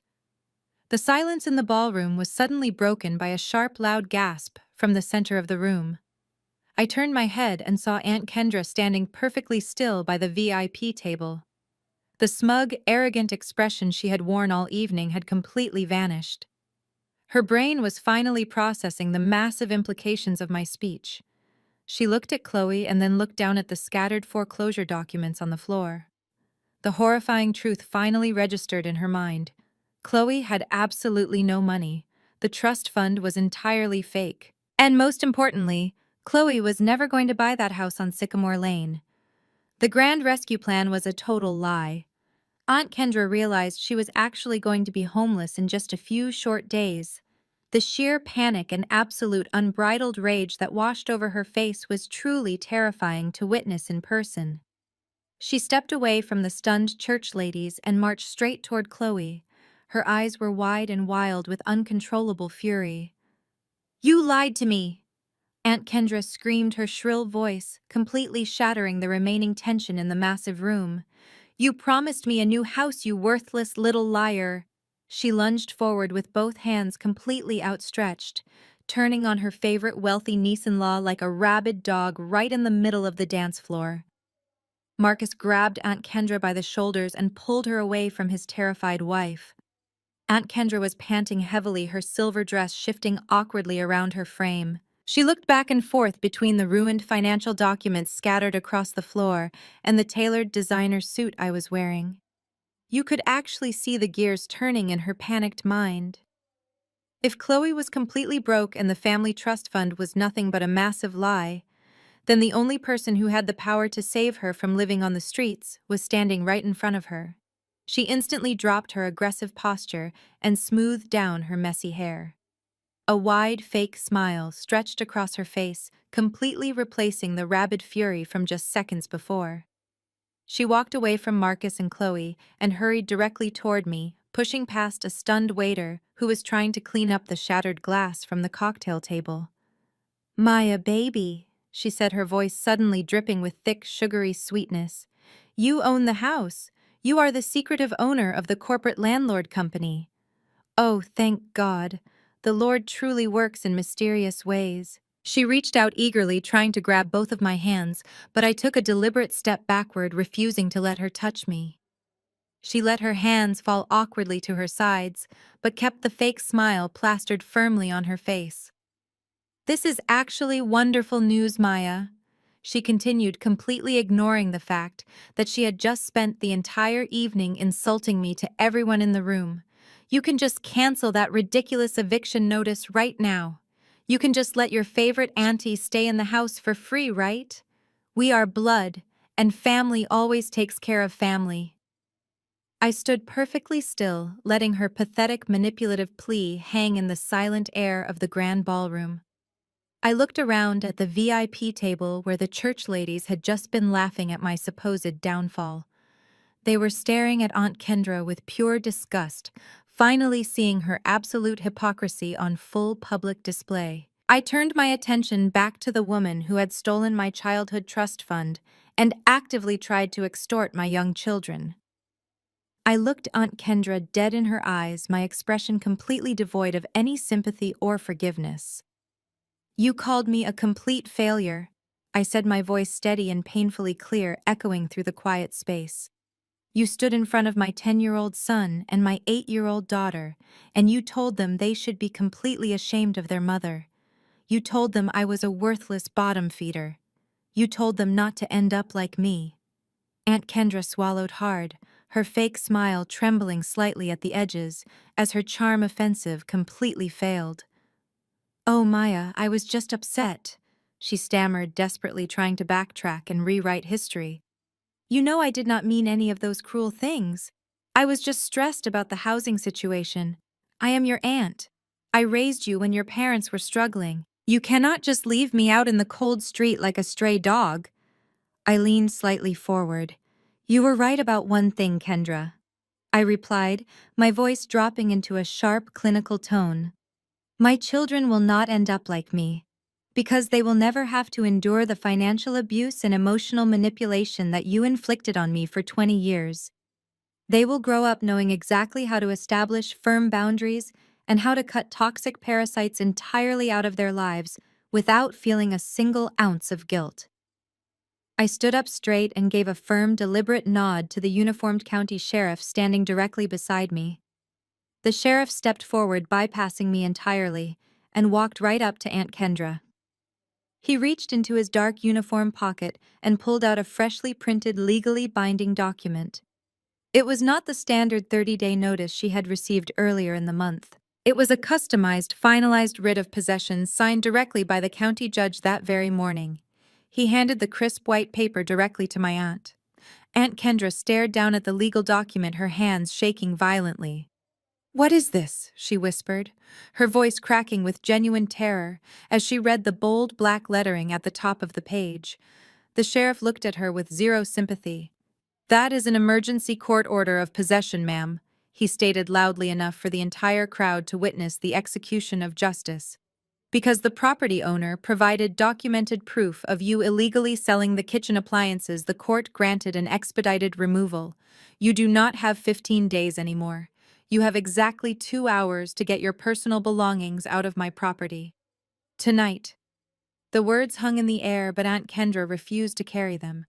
She stared at the crisp white paper for 3 seconds before her demeanor shattered into hysterics. "No," she screamed, tearing the legal document into pieces and throwing the shredded paper onto the marble floor. "You are an absolute demon sent straight from hell to destroy this family." She began pacing the dance floor, waving her arms frantically like a trapped animal. "I am not leaving this party, and I am certainly not leaving that house," she yelled. "You cannot kick a senior citizen out into the rain. I have tenant rights, and I will drag this out in civil court for years until you are bankrupt." She stomped her silver heels against the floor, throwing a tantrum that rivaled a spoiled toddler. She demanded that Marcus do something to protect her, but my brother was staring blankly at his foreclosure documents. He was paralyzed by the crushing reality of his financial ruin and did not even look up. The county sheriff took a step forward, resting his hand on his utility belt. "Ma'am, tearing up a court order does not magically void the signature of a judge," he stated, his voice booming with authority. If you refuse to vacate the premises tonight, my deputies will physically remove you, and all your belongings will be dragged to the public curb. Aunt Kendra backed away from the officer and turned toward her VIP table, desperately seeking validation from her church congregation. "Do you see what this wicked girl is doing to me?" she cried, pointing an accusing finger at my face. "She is throwing her own blood out onto the street. Pray for her soul, because she is filled with pure evil." The church ladies shifted uncomfortably, refusing to make eye contact. The fragile illusion was breaking, and nobody wanted to be associated with the screaming, frantic woman in the silver dress. I watched her desperately try to cling to her fake righteous persona and decided it was finally time to drop the hammer. I stepped past the scattered pieces of the torn court order and looked her dead in the eye. "You really want to stand in front of your entire church congregation and talk about sin, Kendra?" I asked, my voice dropping to a low, lethal volume that forced the room to lean in just to hear me. "You want to talk about the law and your tenant rights? Fine. Let us talk about what happened yesterday afternoon at 910 Sycamore Lane." Aunt Kendra suddenly stopped pacing. Her chest heaved rapidly, but her shrill screaming abruptly died in her throat. "If you do not leave this hotel quietly right now and vacate my property before midnight, I will not just evict you." I continued, projecting my voice so every person at her VIP table could hear the undeniable truth. "I will immediately press criminal charges against you for the $4,000 worth of stainless steel kitchen appliances you illegally ripped out of my property and sold for black market cash yesterday." Aunt Kendra actually choked on her breath, taking a trembling step backward. I did not stop. My property manager sat in his truck across the street and photographed the transaction. I said relentlessly, "We have high-definition pictures of you loading my refrigerator and my gas stove into a rented moving van. We have pictures of you accepting the thick envelope of cash. We have the license plate number of the buyers, and we have your felony operation recorded on camera." Aunt Kendra completely froze. Her body went entirely rigid as if struck by lightning. The blood drained from her face, leaving her looking gray and hollow under the crystal chandeliers. The absolute silence in the grand ballroom was broken by a series of loud, horrified gasps coming directly from the VIP table. The head of the church choir clamped her hand over her mouth.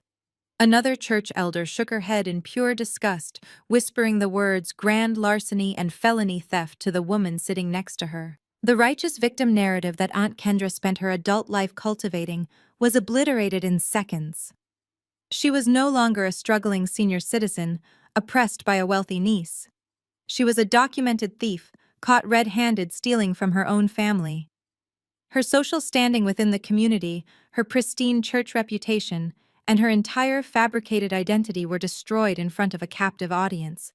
She looked frantically around the room, but there was absolutely no sympathy left anywhere.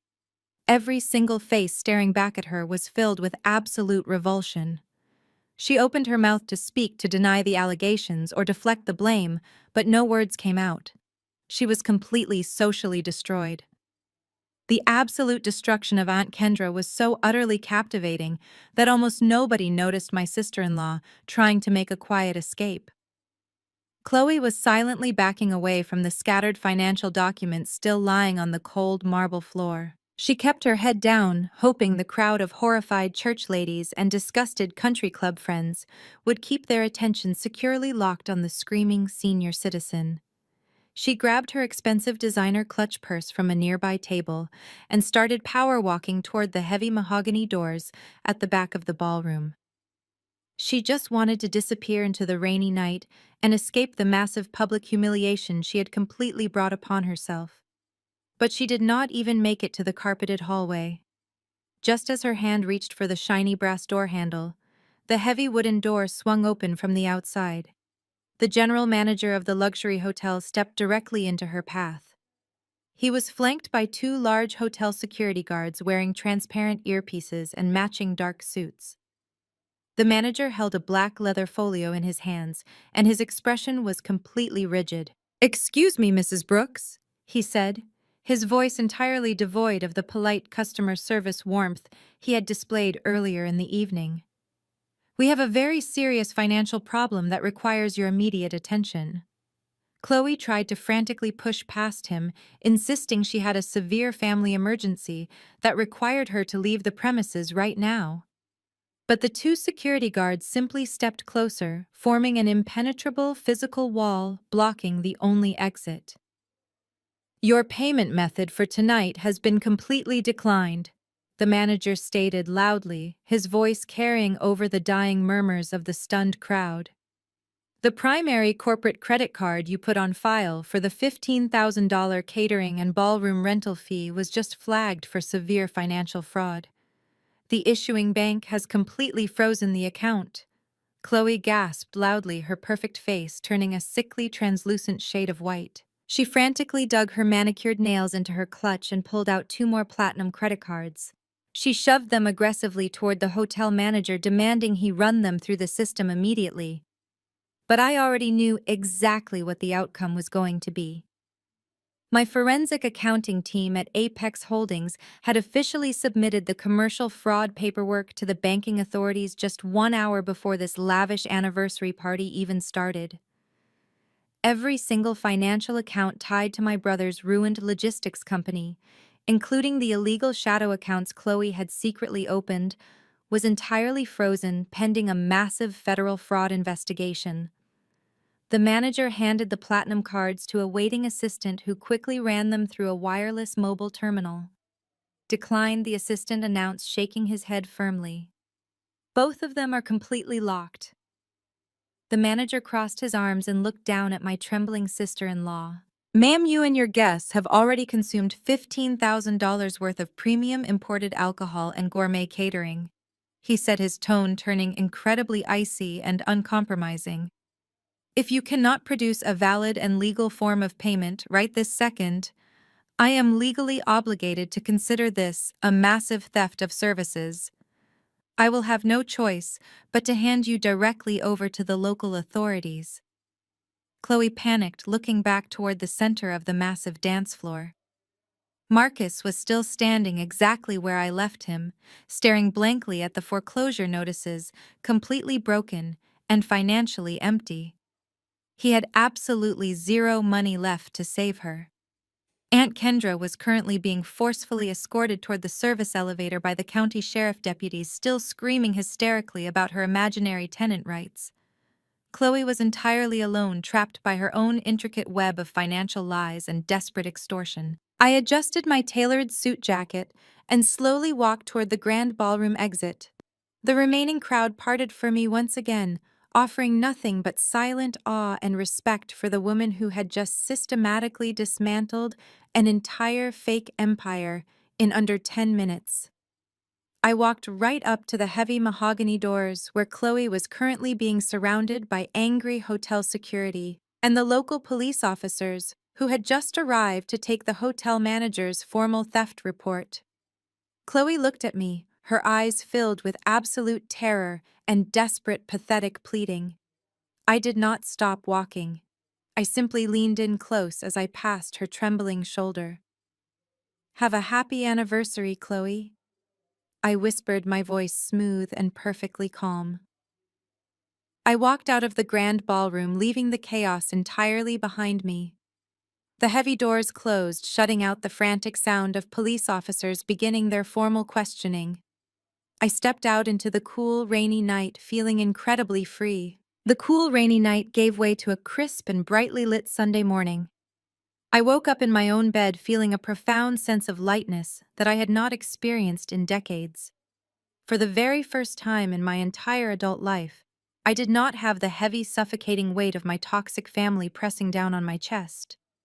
I poured myself a hot cup of black coffee, kissed Jaden and Lily, who were happily eating cereal and watching morning cartoons, and grabbed my car keys from the kitchen counter. I needed to see the final result of the eviction with my own two eyes to truly process that it was over. I drove my 10-year-old Honda Civic through the quiet suburban streets toward 910 Sycamore Lane. The heavy storm from the previous night had washed the neighborhood completely clean, leaving the pavement looking vibrant and renewed under the bright morning sun. As I slowly turned the corner onto Sycamore Lane, I saw her immediately. Aunt Kendra was sitting directly on the wet concrete curb at the very edge of the driveway. She was still wearing the same flashy silver designer dress from the anniversary party, though it was now severely wrinkled and heavily stained with dark mud from the damp pavement. Surrounding her on the wet grass were half a dozen cheap black plastic garbage bags. They were bulging awkwardly with whatever clothes and personal items she had frantically managed to stuff inside before the sheriff deputies forced her out the door. I pulled my car up to the curb and put the transmission into park. I looked up at the front door of my property. The morning sun glinted brightly off the brand new shiny brass deadbolt my property manager had installed just hours earlier. The house was finally secure and completely mine again. I stepped out of my car and closed the door with a solid thud. The sudden noise made Aunt Kendra jump violently. She looked up, and her exhausted, bloodshot eyes locked onto me. I expected her to start screaming insults again, or throwing another vicious tantrum, but her arrogant spirit was completely broken. The sheer brutal reality of her situation had finally crushed her toxic pride into dust. She struggled to stand up, her knees shaking and her joints stiff from spending the entire night sitting outside on the cold concrete curb. "Maya," she whispered, her voice hoarse and trembling uncontrollably. She stumbled forward, wrapping her arms tightly around her own chest as if trying to hold herself together. "Please, Maya, you have to help me right now. I have been sitting out here shivering for 10 hours straight. I called Marcus over 20 times, but his phone is completely disconnected. I called Chloe repeatedly, and she sent every single call straight to voicemail. I have absolutely nowhere else to go and nobody else to call." She let out a loud, pathetic sob, burying her face in her manicured hands. "You cannot do this to me, Maya. I am your family. Blood is thicker than water. You have to remember that. We are blood. You cannot just leave your own flesh and blood to rot out here on the side of the road like garbage." I stood firmly on the sidewalk, keeping a very safe and deliberate physical distance between us. I looked at the pathetic, miserable woman crying uncontrollably in front of me and felt absolutely nothing. There was no lingering pity. There was no heavy guilt. There was absolutely no lingering sense of familial obligation. "You always loved using that specific phrase, Kendra," I said, my voice perfectly calm and completely devoid of any emotion. "Blood is thicker than water. But you only ever used it as a manipulative weapon against me. You used it as a convenient excuse to steal my childhood trust fund. You used it to justify belittling me publicly in front of my own young children. You used it to aggressively demand my hard-earned savings so your wealthy white savior could fund her completely fake lifestyle. You only ever remembered that we were blood when you desperately needed someone to bleed dry." Aunt Kendra reached a shaking, desperate hand out toward me, tears streaming heavily down her ruined makeup. "Maya, please, I am begging you on my knees," she sobbed openly. "Just let me inside the house, just for 1 week so I can figure things out. I will do absolutely anything you ask me to do." I opened my small leather purse and reached inside. I bypassed my car keys and my cell phone, pulling out a single crisp $100 bill. I held it out toward her. She stared at the green money, her eyes widening with a sudden flash of desperate, pathetic hope. She reached out and snatched the bill quickly from my fingers, clutching it tightly to her chest. I looked her dead in the eyes, making sure she understood the absolute, undeniable finality of this exact moment. "Buy a bus ticket," I instructed, my voice dropping to a cold, authoritative whisper. "I do not care where you go, but you need to leave this town today. And do not ever contact me or my children again." I turned around, climbed into my car, and drove away without looking back. A full week passed since I drove away from that curb, leaving Aunt Kendra sitting in the damp grass with her garbage bags. In those 7 days, my life transitioned into a state of beautiful, uninterrupted peace. I was sitting at my large mahogany desk in the executive suite of Apex Holdings, looking out over the downtown skyline.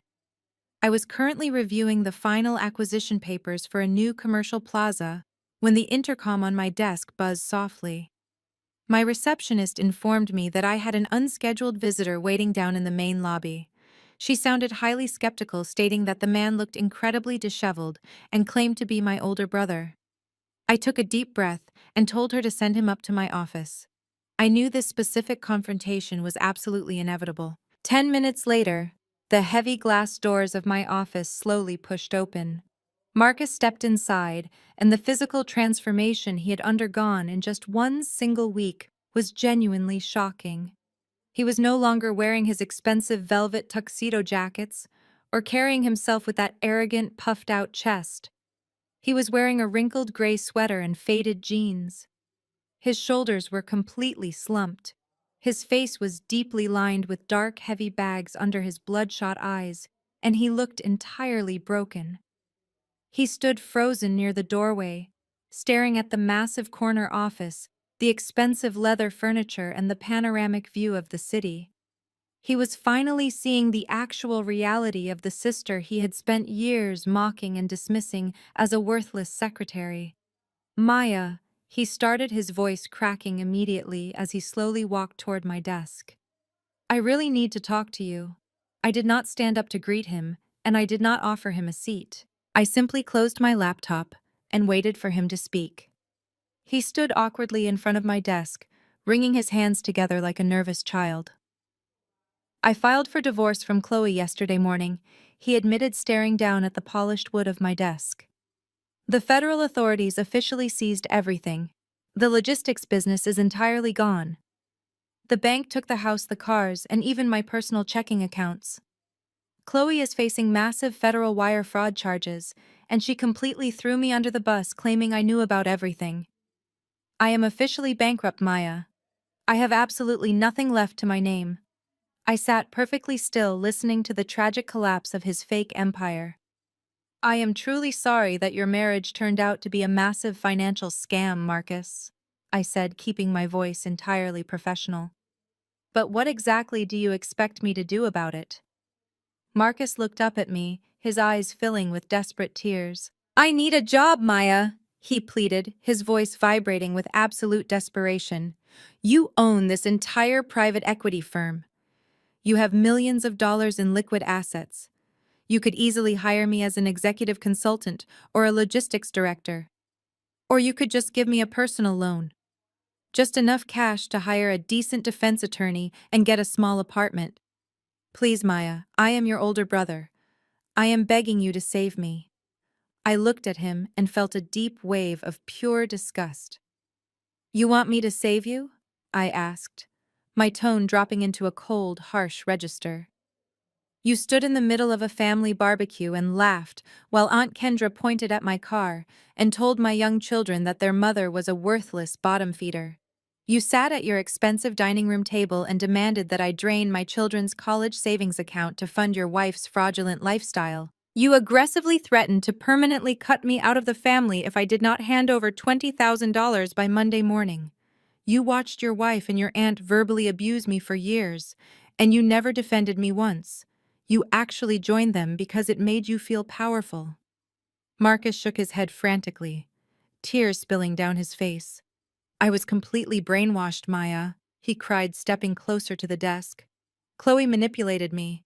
I did not know she was broke. You cannot just hold that against me forever. You are my sister. You are being completely cold-hearted and cruel right now. I reached across my desk and pressed the security button on my telephone console. I looked directly into his desperate, tear-filled eyes. I am not cold, Marcus, I replied, my voice completely steady and brutally honest. I am just mirroring the exact energy you gave me when you thought I was poor. The glass doors behind him opened as two large security guards stepped into the office. Escort this man out of the building, I ordered, and make sure he never gets past the lobby again. I opened my laptop and went back to work as they grabbed his arms. The heavy glass doors closed with a soft click, shutting out Marcus and his pathetic pleas for mercy. I did not look up from my laptop screen as the security guards marched him to the elevators. Word of that swift and absolute rejection spread through our extended family like wildfire. Over the next few months, the gossip network that had once been used to completely tear me down became the very instrument of my vindication. I did not have to lift a single finger or make a single phone call to find out what happened to the people who had tried to destroy me. The remaining cousins and distant aunts who had previously worshipped Chloe were suddenly falling over themselves to text me every single miserable detail of her catastrophic downfall. They were desperately trying to get on my good side now that they knew I was a millionaire, but I simply left all their messages unread. The federal authorities had indeed moved swiftly. Chloe was officially indicted on multiple counts of federal wire fraud, bank fraud, and identity theft for forging Marcus on those subprime commercial loans. Her flashy downtown defense attorney dropped her the exact second her fraudulent credit cards declined his massive retainer fee. She was assigned a deeply overworked public defender who immediately advised her to prepare for a lengthy prison sentence. Because her parents were entirely complicit in receiving the stolen corporate funds, their heavily mortgaged estate was seized by the bank. The glorious generational wealth she loved to brag about evaporated overnight, leaving her parents completely destitute. They were forced to rent a tiny rundown house on the industrial edge of the city. Chloe, once the shimmering high society hostess of grand hotel ballrooms, was currently living in their damp, unfinished basement wearing a bulky federal ankle monitor pending her criminal trial. Her country club friends completely erased her from their social circles, deleting every photograph of her from their social media profiles as if she had never even existed. She was entirely alone, facing the terrifying reality of federal prison with absolutely no money to buy her way out. Aunt Kendra suffered a different kind of imprisonment. She was not facing federal time, but her social execution was absolute and permanent. The public humiliation she endured at the anniversary party completely destroyed her carefully crafted identity. The ladies at her church congregation, the very women she had tried to impress by throwing me under the bus, officially ostracized her. They whispered constantly about her felony theft of my kitchen appliances, refusing to sit near her in the pews, and completely ignoring her daily phone calls. Stripped of her captive audience and her fake righteous authority, she had absolutely nothing left to fall back on. With no money and a freshly ruined rental history, she was forced to move into a cramped, rusted trailer park 2 entire towns over. I heard through Cousin David that she spent her days sitting on a sagging wooden porch, glaring at her new neighbors and bitterly complaining about how her ungrateful family had abandoned her.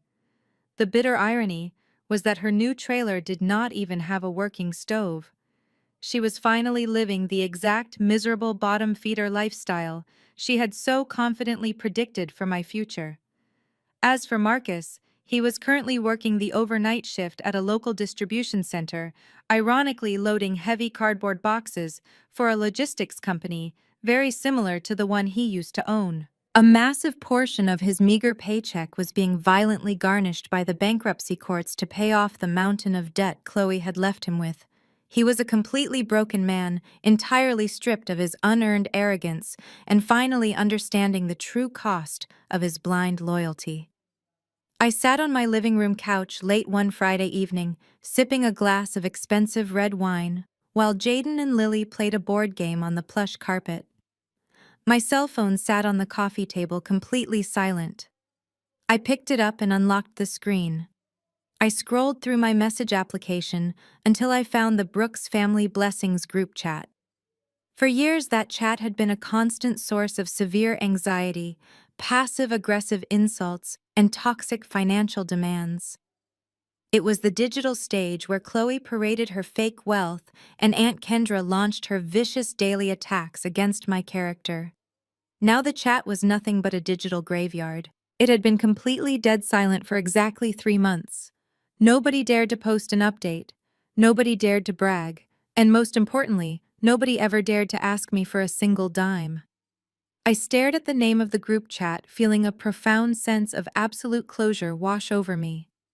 I did not type a witty parting message or a final gloating insult to the relatives who had watched me suffer. They were not worth another second of my time or my energy. I simply swiped left on the conversation thread and pressed the bright red delete button. A small prompt asked me to confirm if I wanted to permanently leave the group and delete all the messages. I pressed confirm without a single ounce of hesitation. The chat vanished from my screen, taking decades of toxic family history with it. I set my phone back down on the coffee table, smiled at my beautiful children, and finally began living the peaceful, wealthy life we truly deserved. That peaceful evening in my living room marked the true beginning of our new chapter. 6 months later, the crisp autumn air whipped around us as I stood on the pristine concrete walkway of my latest and most ambitious commercial development project. I was no longer hiding behind the facade of a struggling administrative assistant. I was standing tall as the sole owner and chief executive officer of Apex Holdings. Next to me stood Jaden and Lily, their faces beaming with genuine pride and absolute security. Today was not a fraudulent anniversary party funded by bounce checks and stolen corporate accounts. Today was the official ribbon-cutting ceremony for a $50 million mixed-use commercial plaza that I had built from the ground up. Local city officials and prominent business leaders gathered around the grand entrance, applauding loudly as my children and I stepped up to the thick red ribbon draped across the main glass doors. I handed Jaden and Lily the oversized ceremonial scissors. We counted to 3 together and they squeezed the handles, snapping the heavy red fabric in half.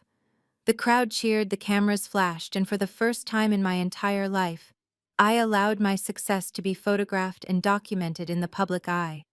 But unlike Chloe, I did not need the applause to validate my existence. I did not need the flash of the cameras to prove my worth. I owned the concrete we were standing on and the heavy steel beams towering above us. The applause was just pleasant background noise to the profound financial security I had successfully secured for my family. After the ceremony concluded and the wealthy guests moved inside to tour the new retail spaces, I pulled Jaden and Lily aside. We walked to a quiet landscaped courtyard at the edge of the sprawling property, sitting down together on a polished stone bench, away from the noise of the large crowd. Lily leaned her head against my shoulder, and Jaden looked up at the massive glass windows of the towering office building. "Mom," he asked, his voice filled with quiet curiosity, "if you owned all of these buildings and had all this money the whole time, why did we live in that small apartment? Why did you let Aunt Kendra and Aunt Chloe say those horrible things to you when you could have just bought their houses and made them stop?" I wrapped my arms around both of my children, holding them close against the crisp autumn wind. It was the perfect moment to teach them the absolute most valuable lesson they would ever learn about money and human nature. I looked at Jaden and smiled gently. I hid our money because I needed to know exactly who our family really was. I explained, my voice steady and completely at peace. When people think you have absolutely nothing, they show you exactly who they are. They take off their polite masks. If I had shown them my corporate wealth from the very beginning, they would have pretended to love me just to drain my bank accounts. They would have used me just like Chloe used your Uncle Marcus. I took a deep breath, letting the clean air fill my lungs. "I want you both to listen to me very carefully," I said, looking deeply into their young eyes. "True wealth is never about wearing a $5,000 designer dress to a hotel party just to make other people feel incredibly small. It is not about driving a leased luxury car you cannot actually afford, or bragging loudly to church friends who secretly hate you. Those things are just loud, cheap illusions for people who are deeply insecure and financially empty. Real wealth is entirely invisible. Real wealth is having the absolute power to protect your own peace. It is having the financial freedom to simply walk away from toxic people who refuse to respect your personal boundaries. It means you never have to tolerate verbal abuse or disrespect just to keep a solid roof over your head. I built this company in absolute silence so that you too would never ever have to depend on people who do not truly value you." Jaden and Lily nodded slowly, fully understanding the heavy weight of my words. They had personally witnessed the absolute destruction of fake wealth and the quiet, undeniable power of real success. They were safe. They were completely secure. And they were finally free from the toxic generational cycle of financial abuse and emotional manipulation that had plagued my family for decades. I watched my children smile brightly at each other, their futures completely unburdened and entirely limitless. I stood up from the stone bench, looking out at the sprawling commercial empire I had quietly built with my own two hands. I looked directly into the camera, breaking the invisible barrier between my personal story and the audience listening at home. Have you ever had to use your own success in absolute silence to defeat loud, aggressive disrespect? Have you ever let toxic people dig their own graves while you quietly built your empire in the background? Share your own stories in the comments below. Because as I learned the hard way, sometimes the absolute greatest revenge is not what you scream at your enemies. It is what you legally own when the screaming finally stops. Maya's journey powerfully illustrates that true character is revealed not by how people treat their equals, but by how they treat those they believe are beneath them. By choosing to hide her immense financial success, Maya inadvertently created a perfect, unforgiving mirror for her family's deeply toxic dynamics. Her brother Marcus, sister-in-law Chloe, and Aunt Kendra all falsely equated basic human worth with visible flashy wealth. They felt entirely justified in their cruelty manipulation and staggering entitlement simply because they believed Maya lacked the financial leverage to defend herself or fight back. This narrative highlights a profound contrast between loud insecurity and quiet, unshakable power. Chloe's frantic need to display her fabricated wealth through designer dresses, exclusive memberships, and lavish hotel parties was ultimately a fragile mask, hiding massive debt and federal fraud. In stark contrast, Maya's intentional silence became her greatest shield and her sharpest weapon. She understood early on that true prosperity is never about proving your social status to people who are stubbornly committed to misunderstanding you. Instead, it is about securing the absolute freedom to protect your peace, establish firm boundaries, and walk away from emotional extortion without a single ounce of guilt. We frequently encounter individuals who use their perceived privilege to diminish others. Maya's ultimate victory was not merely foreclosing on a fraudulent business or executing a long overdue eviction against a terrible tenant. Her true victory was breaking a bitter generational cycle of financial abuse and teaching her children that self-worth is never dictated by the cruel opinions of relatives. Setting firm, uncompromising boundaries against manipulative people is an act of profound self-respect.